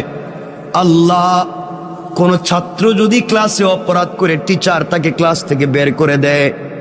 কোন মুরিদ যদি পীরের সঙ্গে অপরাধ করে, পীর তাকে খানকা থেকে বের করে দেয়। আয় আল্লাহ, এমনকি মায়ের, যেই মায়ের পেট থেকে বের হয়েছি, সেই মাও তার সন্তানটাকে তাড়াইয়া দিতে পারে। আল্লাহ, কোন নবী তার উম্মতকেও তো তাড়াইয়া দিতে পারে। আয় আল্লাহ, তুমি বলেছো সবাই আমার গুনাহগার গোলামরে তাড়াইয়া দিতে পারে, কিন্তু আমি রব তো আমার গোলামরে নিজের হাত দিয়ে বানাইছি। মা 10 মাস 10 দিন ভাড়াটিয়ার মতো একটা সন্তানরে পেটে নিছে, মাত্র 10 মাস 10 দিন। ওই মায়ের নাড়ি ছেড়া দন কিছু হলেই মা পাগল হয়ে যায়। গোলাম রে, তোর মা তো তোর হাত পা বানায় নাই, তোর মা তোর অক্সিজেন দেয় নাই, তোর মা তোর নাক কান চোখ মুখ দেয় নাই। ও বান্দা, তোর মা তোর লাঞ্চ, কিডনি, বাল, পিত্তথলি কিছুই দেয় নাই, সব তো আমি আল্লাহ দিছি। এরপরে 10 মাস তোর মা তোরে পেটে রাখবার পরেও যদি এত দরদ হয়, আমি রব তোরে আমার নিজের হাত দিয়ে বানাইছি। বল না বান্দা, তোর প্রতি আমার কত দরদ আর ভালোবাসা। ও বান্দা, দুনিয়ার সকল মানুষের দরওয়াজা যদি বন্ধ হয়ে যায়, আমি কথা দিলাম বান্দারি, আমার দরওয়াজা তোমার জন্য সকল সময় খোলা থাকবে। বলো না কি চাও? এবার বান্দা ডাক দিয়া বলে, আল্লাহ, আমি একজন বকরির রাখাল, আমি প্রতিদিন বকরি রাখালি করি। বাড়িতে যাই বিকাল বেলা, সকাল বেলা বাড়ি থেকে বের হই, বিকাল বেলা বাড়িতে যাই। যাওয়ার পরে প্রথমে বকরির থেকে দুধ নেই, ওই দুধ নিয়ে প্রথমে আমার বৃদ্ধা মা পাপড়ে খাওয়াই। আমার মা তখন বেঁচে আছেন, আমার মারে দুধ পান করাই। মা ইচ্ছে মতো শান্তি মতো পেট ভরে দুধ পান করবার পরে বাকিটুকুন দুধ নিয়ে আমি আমার সন্তানদের কাছে বন্টন করে দেই। সন্তানেরা পান করে এরপরে ঘুমাইয়া যায়, এরপরে আমরা পান করি। আয় আল্লাহ, একদিন আমার জঙ্গল থেকে, মাঠ থেকে বাড়িতে যেতে যেতে দেরি হয়েছে। বাড়িতে গিয়ে দেখি আমার মা ঘুমিয়ে পড়ছেন। আমার মা বিভোর ঘুমে পাগল, মা ঘুমাইয়া গিয়েছে, মা তো সজাগ না। ঘরে গিয়ে দেখি আমার সন্তানেরা খাবারের জন্য চিৎকার করে কাঁদতেছে। আমি যখন বকরির থেকে দুধ দোহন করি, সন্তানেরা লাইন ধরে গুল হয়ে আমার পাশে বসছে আর বলছে, আব্বা একটু দুধ দেও না, আর সহ্য হয় না, পেটে খিদে লাগছে, রাত্রে যে ঘুমাতে হবে, একটু দুধ দাও। আমি সন্তানের দিকে তাকাইয়াও দেখি নাই কে আমার কাছে দুধ চাইলো। এক পর্যায়ে দুধের বাটি হাতে নিলাম, পেয়ালা হাতে নিলাম, মায়ের ঘরে গিয়ে দেখি মা ঘুমিয়ে গিয়েছে। সবগুলা দুধের পেয়ালা নিয়া মায়ের মাথার সামনে দাঁড়ায় থাকলাম। মা রাত্রে যখন উঠবে আগে তারে পান করাবো, এরপরে আমি আমার বাচ্চাদেরকে পান করাবো। আল্লাহ, আমার বাচ্চাগুলো আমার পায়ের কাছে এসে পা জড়াইয়া কাঁদতেছে, বলতেছে, আব্বা তুমি আমাদেরকে 1 ফোঁটা দুধ পান করাও। সারা রাত সন্তানের কাঁদতে কাঁদতে আমার পায়ের কাছে ঘুমাইয়া গেল। 1 ফোঁটা দুধও আমি সন্তানদেরকে আগে দেই নাই। ওই মায়ের অপেক্ষা করতেছি মা কখন ঘুম থেকে উঠবে। আয় আল্লাহ, ও মুনিব, এইভাবে সারা রাত চলে গিয়েছে। সকালবেলা মা যখন ঘুম থেকে উঠছে, মা আমাকে দেখে তো হতভম্ব হয়ে গেছে। মা বলছে, বাবা তুই কি ঘুমাস নেই? সারা রাত কি করলি এখানে? মা আগে তুমি ঘুমিয়ে গিয়েছো, তোমাকে দুধ পান করাতে পারি নাই, এই জন্য সারা রাত এখানে দাঁড়াইয়া দাঁড়াইয়া দুধের পেয়ালা হাতে নিয়েছিলাম, তোমার যদি ঘুম ভাঙ্গে আমি তোমার আগে দুধ পান করাবো। মা বলছেন আমার নাতিগুলার অবস্থা এমন কেন? মা ওরা তো আমার কাছে আসছিল এক ফোঁটা দুধ পান করতে, আমি কিন্তু ওদেরকে আগে দেই নাই, আগে বলছি আমার মা, এরপরে তোমরা। ও মা, তোমার জন্য আমি সন্তানদেরকেও পান করাই নাই। আমার মা আমার জন্য তো দু হাত উঠে দোয়া করছে আর বলছে, আল্লাহ আমার সন্তান আমার যে ভালোবাসা দিয়েছে, দুনিয়ায় কোনো বিপদে আমার সন্তানরে ফালাইও না। আয় আল্লাহ, ওই দিনের কাজ একমাত্র তোমাকে খুশি করার জন্য মায়ের জন্য দাঁড়িয়েছিলাম। আয় আল্লাহ তাআলা, চাইলে আমি আমার সন্তানদেরকে দুধ পান করাইতে পারতাম, চাইলে আমিও পান করতে পারতাম, চাইলে আমার স্ত্রীরও পান করাইতে পারতাম। মা যখন উঠবে তখন দিব, মায়ের জন্য তো অপেক্ষা করা দরকার ছিল না। একমাত্র তোমাকে ভালোবেসে, তোমাকে মোহাব্বত করে, তোমাকে পাওয়ার জন্যে, তোমাকে খুশি করার জন্যে আমি যে কাজ করছি, এই কাজটা যদি ওই দিন তোমার কাছে পছন্দ হয়ে থাকে, আজকের বিপদ থেকে আমাদেরকে বাঁচাইয়া দাও ওসিলা নিলাম। বলতে দেরি হয়েছে, কসম কসম রব্বে পাকের জাতে, ওই গোলাম দোয়া করে বলতে দেরি হয়েছে, পুরাটা পাথর তাদের গর্তের মুখ থেকে সরে যাইতে 1 মিনিটও দেরি করে নাই। সুবহানাল্লাহ জুরে। আমার বন্ধুগণ, 3 বন্ধু বেঁচে গিয়েছেন, এই জন্যে কথাটা তো শুরু করছিলাম ওখানেই। জীবনে যদি সরিষার দানা পরিমাণও ভালো কাজ করেন, রব কিন্তু তোমাকে আমাকে এটা দিবে। আল্লাহ কোরআনে বলছেন, ফামাইয়ামাল মিসকালা যাররাতিন খায়রান ইয়ারা, সরিষার দানা পরিমাণ যদি ভালো কাজ করো, ওটারও কিন্তু বদলা দিব। ওয়া মাইয়ামাল মিসকালা যাররাতিন শাররান ইয়ারা, আর তোমরা যদি খারাপ কাজ করো সরিষার দানা পরিমাণ, তারও হিসাব দেওয়া লাগবে। এই জন্যে দুহাত জোর করে যেই কথা শুরুতেই বলছিলাম, দরকারে পায়ে ধরে বললাম, আল্লাহর ওয়াস্তে চলার পথে ভুল তো করবো না, মানুষের হক মারবো না, আমানতের খেয়ানত করবো না, অন্যায় আচরণ করবো না, ছোট থেকে ছোট হলেও আল্লাহকে সন্তুষ্ট করার জন্য ভালো কাজ করব। রব বলে দিয়েছে, তুমি যদি আমাকে পাওয়ার জন্য ভালো কাজ করো বান্দা, আমি কথা দিলাম তোমার এই ছোট্ট একটা আমলই তোমাকে জান্নাত পর্যন্ত নিয়ে যেতে পারে। পড়েন সুবহানাল্লাহ। আমার কথা কি আপনারা বুঝছেন এতক্ষণে? তাহলে এত আলোচনা করে যেটা বোঝাতে চাইলাম, এই পুরো 1 ঘন্টা কথা বলছি, একটা বিষয় বোঝাবার দিন, যে আমাকে আপনাকে ফিরে যাওয়া লাগবে আল্লাহর সামনে। সরিষার দানা পরিমাণ ভালো কাজ করলেও জবাব দিতে হবে, খারাপ কাজ করলেও জবাব দিতে হবে। সুতরাং আমরা কোনোভাবে অন্যের সম্পত্তি তো নিজে খাবো না, নিজের লিডার হলে কখনো পাবলিকরে ঠকাবো না, এবং নিজের সম্পত্তি বাঁচাবার জন্য, অন্যের সম্পত্তি ধ্বংস করবার জন্য রাষ্ট্রের কাছে কুপ্রস্তাব দিয়া কাউকে বিপদে ফেলবো? বলেন ফেলবো? এটা হলো এতক্ষণের আলোচনার মূল মাকসাদ, আয়াতের মৌলিক ভাবার্থ। এতক্ষণ যদি কথা বুঝে থাকেন তো বলেন, রব একজন মানুষ ভালো কাজ করছে, তাকে উপকার দিচ্ছেন না? কথা তো অনেক মনে পড়ে, কিন্তু আমাদের সময় তো কমে যাইতেছে। কমে গেছে না? আপনাদের অসুবিধা হইতেছে নি? সময় যদিও আছে আমার হাতে, কর্তৃপক্ষের দেওয়া, কিন্তু আপনাদের তো কষ্টের দিকে আমার খেয়াল রাখতে হয়।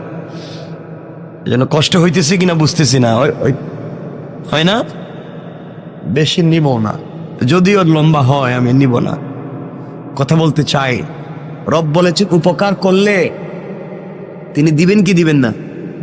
বলেন না, দিবেন। কথাটা শোনেন, হাসান বসরি রহমতুল্লাহ আলাইহির মালফুজাত থেকে পাওয়া যায়। একবার হাসান বসরি রহমতুল্লাহ আলাইহ কবরের পাশ দিয়ে যাচ্ছেন, খুব বুঝবেন, কবরের পাশ দিয়ে যাইতেছে। চিন্তা করলেন, কবরের কাছে গিয়ে চিন্তা করলেন, একটু মোরাকাবা করে দেখি তো কবরের মানুষ কেমন আছে। মোরাকাবা করলেন, করে দেখেন কবরের মানুষ খুব খুশি, হাসি খুশি, কেউ কষ্টে আছে, কেউ দুঃখে আছে। আর এর মধ্যে একজন মুরব্বী কবরের ভিতরে তার খুব আযাব হইতেছে, একজন মুরব্বীর কবরে খুব বেশি আযাব হইতেছে। আর আবার দেখলেন আরেক জায়গায়, দেখেন আরেকজন মুরব্বী বসে রইছে আর হাসতেছে। তিনি কিছু দুরূদ পড়লেন, তিনি কিছু দোয়া করলেন, এই সওয়াবগুলো আল্লাহ তাআলা কবরে পৌঁছাইয়া দিলেন। সুবহানাল্লাহ পড়েন না? তিনি তাকাইয়া দেখেন কবরের সকল মানুষ লাইন ধরে এসে এই সওয়াবগুলা নিয়ে যায়। এক মুরব্বী বসে রয়েছে কর্নারে, ও আয় না, উঠে না। হাসান বসরি বলেন, মোরাকাবায় তাকে জিজ্ঞেস করলাম, বাবা কবরের মানুষ কি বিপদে আছে? আমি সূরা ফাতিহা তিলাওয়াত করলাম, সূরা ইখলাস পড়লাম, এর সওয়াব যখন কবরে পৌঁছাইলাম সব মানুষ এসে নিয়ে যায়, তুমি এদিকে আসতেছো না, ঘটনা কি? কয় আমার দরকার নাই। দরকার নাই কেন? কয় আমার একটা ছেলে আছে, অমুক বাজারে দোকানদারি করে, ওই ছেলে প্রতিদিন আমার জন্য কোরআন তিলাওয়াত করে সওয়াব আমার কবরে পৌঁছাইয়া দেয়। আমি আমার সন্তানের উপরে খুশি, সন্তান সারাদিন বাজারে দোকানদারি করে, ফাঁকে ফাঁকে সময় পাইলেই আমার জন্য তিলাওয়াত করে সওয়াব পাঠায়। এই জন্য আমার তাড়াহুড়া নাই, আমি একটা ছেলে রেখে আসছি দুনিয়ায়, খুব ভালো। ওই ছেলেটা আমি বাপরে বইলা যায় নাই, এই জন্য সন্তানরে ভালো মানুষ বানাইছিলাম। কবরে আসার পরে সন্তান আমার জন্য দোয়া দুরূদ পড়ে আমার জন্য আমল পাঠায়। আর আমরা এমন সন্তান রাইখা যাই, বাপ মারা যাওয়ার আগেই এর মাইরে ফেলায়। কথা বলেন না কেন? মা বাপ মারা যাওয়ার আগে এমন কষ্ট দেয়, তো এমনি জিন্দা মরে যায়, খাবার দেয় না, বউরে নিয়ে আলাদা থাকে, মা বাপরে দেখতে পায় না, মা বাপের সঙ্গে ভালো আচরণ করে না, স্ত্রী সন্তান যা বলে তাই শুনে, মা বাপকে এই ভালো জায়গায় রাখতে চায় না, মা বাপের ঠিক মতো ঔষধপাতি দেয় না, খবরাখবর রাখতে পারে না, মা বাপকে পয়সা দিলে হিসাব করে। এই সমস্ত নাফরমানি আমাদের ভিতরে হর হামেশা হয়ে গেছে, ঠিক না? হাসান বসরি বলেন, আমি মোরাকাবা শেষ করব, একজন মুরব্বী খুব কাঁদতেছেন, আযাব হইতেছে। আমি জিজ্ঞেস করলাম কারণ কি? মুরব্বী বলছেন, বাবা আমার একটা মেয়ে আছে। কি আছে? খুব দুশ্চরিত্রা, খারাপ খারাপ কাজ করে বেড়ায়। আর ও যত গুনার কাজ করে, ওর গুনার কাজের ভাগ আমার কবরে আসে, আমি পাই। কারণ মেয়েটারে ভালো বানাইতে পারি নাই, যেন বাপ হিসাবে আমি মেয়েরে কেন ভালো বানাইতে পারলাম না। ওই মেয়ে খারাপ কাজ করলে আমার কাছে গুনাহ চলে আসে। আর ওই বেচারা বলতেছে, আমার ছেলে দুনিয়া তেলাওয়াত করে আমার কাছে সওয়াব চলে আসে। অর্থাৎ সন্তানকে যদি ভালো মানুষ বানাইয়া যেতে পারেন, সন্তান ভালো কাজ করলে তারও একটা অংশ পাবেন, সন্তান খারাপ কাজ করলে তারও একটা। তিনি বললেন, বাবা আমার মেয়েটা অমুক গ্রামে থাকে, তুমি যদি পাও, আমার মেয়েটার একটু বইল আমার জন্য, আমি বাপের জন্য যেন একটু ইসালে সওয়াব করে, কোনো একটা কিছু করে, আমার কষ্ট সহ্য হয় না, কেন মেয়েটা খারাপ কাজ ছাড়ে না। আল্লাহর ওলি হাসান বসরি রহমতুল্লাহ আলাইহি চলতে লাগলেন, ওই বাজারে পৌঁছে গেলেন যেই বাজারে মুরব্বী বলছিল তার সন্তান কোরআন তেলাওয়াত করে। সত্যি দূর থেকে দেখেন তার দোকানে ভিড় লেগে আছে, ভিড় লেগে আছে, মানুষ, কাস্টমারের অভাব নাই। কিন্তু আল্লাহর গোলাম কাস্টমারের সঙ্গে কথাও বলে, ঠোঁট নাড়ায়া নাড়ায়া আল্লাহর কালাম তিলাওয়াত করে যায়। ওই যুবকের কপালে চুম্বন দিয়া বললেন, যুবক রে, তোমার মতো সৌভাগ্যবান যুবক আর কয়জন আছে যার বাবা কবরে গিয়াও সন্তানের জন্য দোয়া করে, সন্তানের জন্য ভালো চায়। তোমার বাবা তোমারে যেই শিক্ষা দিয়েছে, কবরে বাবা বড় আরামে আছে, তুমি তেলাওয়াত বন্ধ করে দিও না। আমার বন্ধুগণ, যুবকের কাছ থেকে বিদায় নিয়া আল্লাহর গোলাম হাঁটতে লাগলেন ওই মেয়ের বাড়ির দিকে। ওই মেয়ের বাড়ির কাছাকাছি পৌঁছে গেলেন, মানুষরা খবর দিলেন, অমুক নামে কি এলাকায় কোনো মুরব্বী ছিলেন। সবাই বলছে, এই যে পাশে যেই বাড়ি দেখা যায়, এই বাড়িটাই হচ্ছে মুরব্বীর বাড়ি। আল্লাহর ওলি হাসান আল বসরি রাহমাতুল্লাহ আলাই আস্তে আস্তে করে মুরব্বির বাড়ির কাছে পৌঁছে গেলেন। গিয়া দেখেন বাড়ির ঘরের ভিতরে কেউ নাই। একটা যুবতী মেয়ে পুকুরের মধ্যে অথবা একটা হাউজের মধ্যে এসে গোসল করে। হাসান আল বসরি ডাক দিয়া বলছেন, মা, অমুক কি তোমার বাবা হয়? কয়, আমার বাবা। তিনি মরে গেছেন না বেঁচে আছেন? অনেক দিন আগে তিনি মরে গিয়েছেন। মারে, আমি হাসান আল বসরি বলছি, মোরাকাবা করে দেখছি তোমার বাপের বড় কষ্ট হয়, বড় আযাব হয়। কবরের ভিতরে তোমার বাবা বড় কষ্টে আছে। তুমি কি চাও না তোমার বাবার জন্য কিছু উপকার করতে চাও না? তোমার বাবার জন্য কিছু একটা দোয়া করো, অথবা সম্মিলিতভাবে মানুষকে দিয়ে দোয়া করাও, তোমার বাবার কোনো কল্যাণ করো। বাপ তো বড় কষ্টে আছে। মেয়েটা বাপের কষ্ট শুনবার পরেও অট্ট হাসি দেয়, টিটকারি করে। এই কথা বলে বলছে, আমি আবার কেমনে বাপের উপকার করব? আমার দ্বারা হবে না। ওই বাপরে আমি কেমনে করব? আমার জীবন, আমার যৌবন, আমি যেভাবে মন চায় সেভাবে চলবো। আমি কেন তার জন্য উপকার করতে যাব? ও হাসান আল বসরি, আপনি বলেছেন আমি যেন গুনাহ ছেড়ে দেই। আমি কিসের গুনাহ করি? আমি তো জীবনটাকে এনজয় করি। আপনার আবার কি আসে যায়? আমার বাবারই বা কি হয়? জীবনটা তো আমার যা মন চায় তা করব। মনে রাখবেন, একজন নারী যদি জাহান্নামে যায়, 4 পুরুষরে নিয়ে জাহান্নামে যাবে। আবারও বলছি, একজন নারী যদি জাহান্নামে যায়, 4 জন পুরুষরে নিয়ে জাহান্নামে যাবে। নারী যদি জাহান্নামে যায়, তার বাপরে নিয়ে যাবে। নারী যদি জাহান্নামে যায়, তার স্বামীরে নিয়ে যাবে। নারী যদি জাহান্নামে যায়, তার ভাইরে নিয়ে যাবে। নারী যদি জাহান্নামে যায়, তার সন্তানরে নিয়ে যাবে। কেন সন্তান তাকে ভালো পথে রাখলো না? কেন ভাই তাকে ভালো পথে রাখলো না? কেন স্বামী তাকে ভালো পথে রাখলো না? কেন বাবা তাকে ভালো পথে রাখলো না? এই জন্য এক নারী জাহান্নামে গেলে 4 পুরুষ জাহান্নামের জন্য প্রস্তুত হও। আল্লাহ রাব্বুল ইজ্জত ওয়াল জালালের ওলি হাসান আল বসরি যখন মেয়েটাকে বললেন, মেয়ের কাছ থেকে ভালো উত্তর পেলেন না। এক পর্যায়ে মেয়েটা টিটকারি করে ওই পুকুরের ভিতর থেকে পানি দিয়া হাসান আল বসরির উপরে ফিকে মারছে। হাসান আল বসরির মুখের উপরে পানি মারছে। কয়, নেন, আপনি পানি নিয়ে যান। এই পানি দিলাম, যান, আপনি আমার বাবার জন্য কি উপকার করতে পারি? আমি আমার বাপের জন্য কোনো উপকার করতে পারবো না। এই বলে পানি মারছে। হাসান আল বসরি বড় কষ্ট পেলেন। কিছুদিন পরে আবার মুরাকাবা করলেন। ওই কবরের পাশ দিয়ে যাওয়ার সময় আবার তিনি মুরাকাবা করলেন। করে দেখেন, যেই বেচারা এতদিন ওই কবরের কর্নারে বসে থাকতো, গুরুস্থানের আসতো না, সোয়াবের জন্য আসতো না, আজ দেখা যায় সবার আগে আইসা দাঁড়াইয়া গেছে। হাসান আল বসরি যা তিলাওয়াত করছেন, তার সোয়াবটুকুন কবরে বক্সাইয়া দিলেন। ওই আল্লাহর গোলাম নেওয়ার জন্য দাঁড়াইয়া আছে। তিনি বললেন, বাবা, ওই দিন না আপনি সবার পিছনে ছিলেন, বসা ছিলেন, আসলেন না?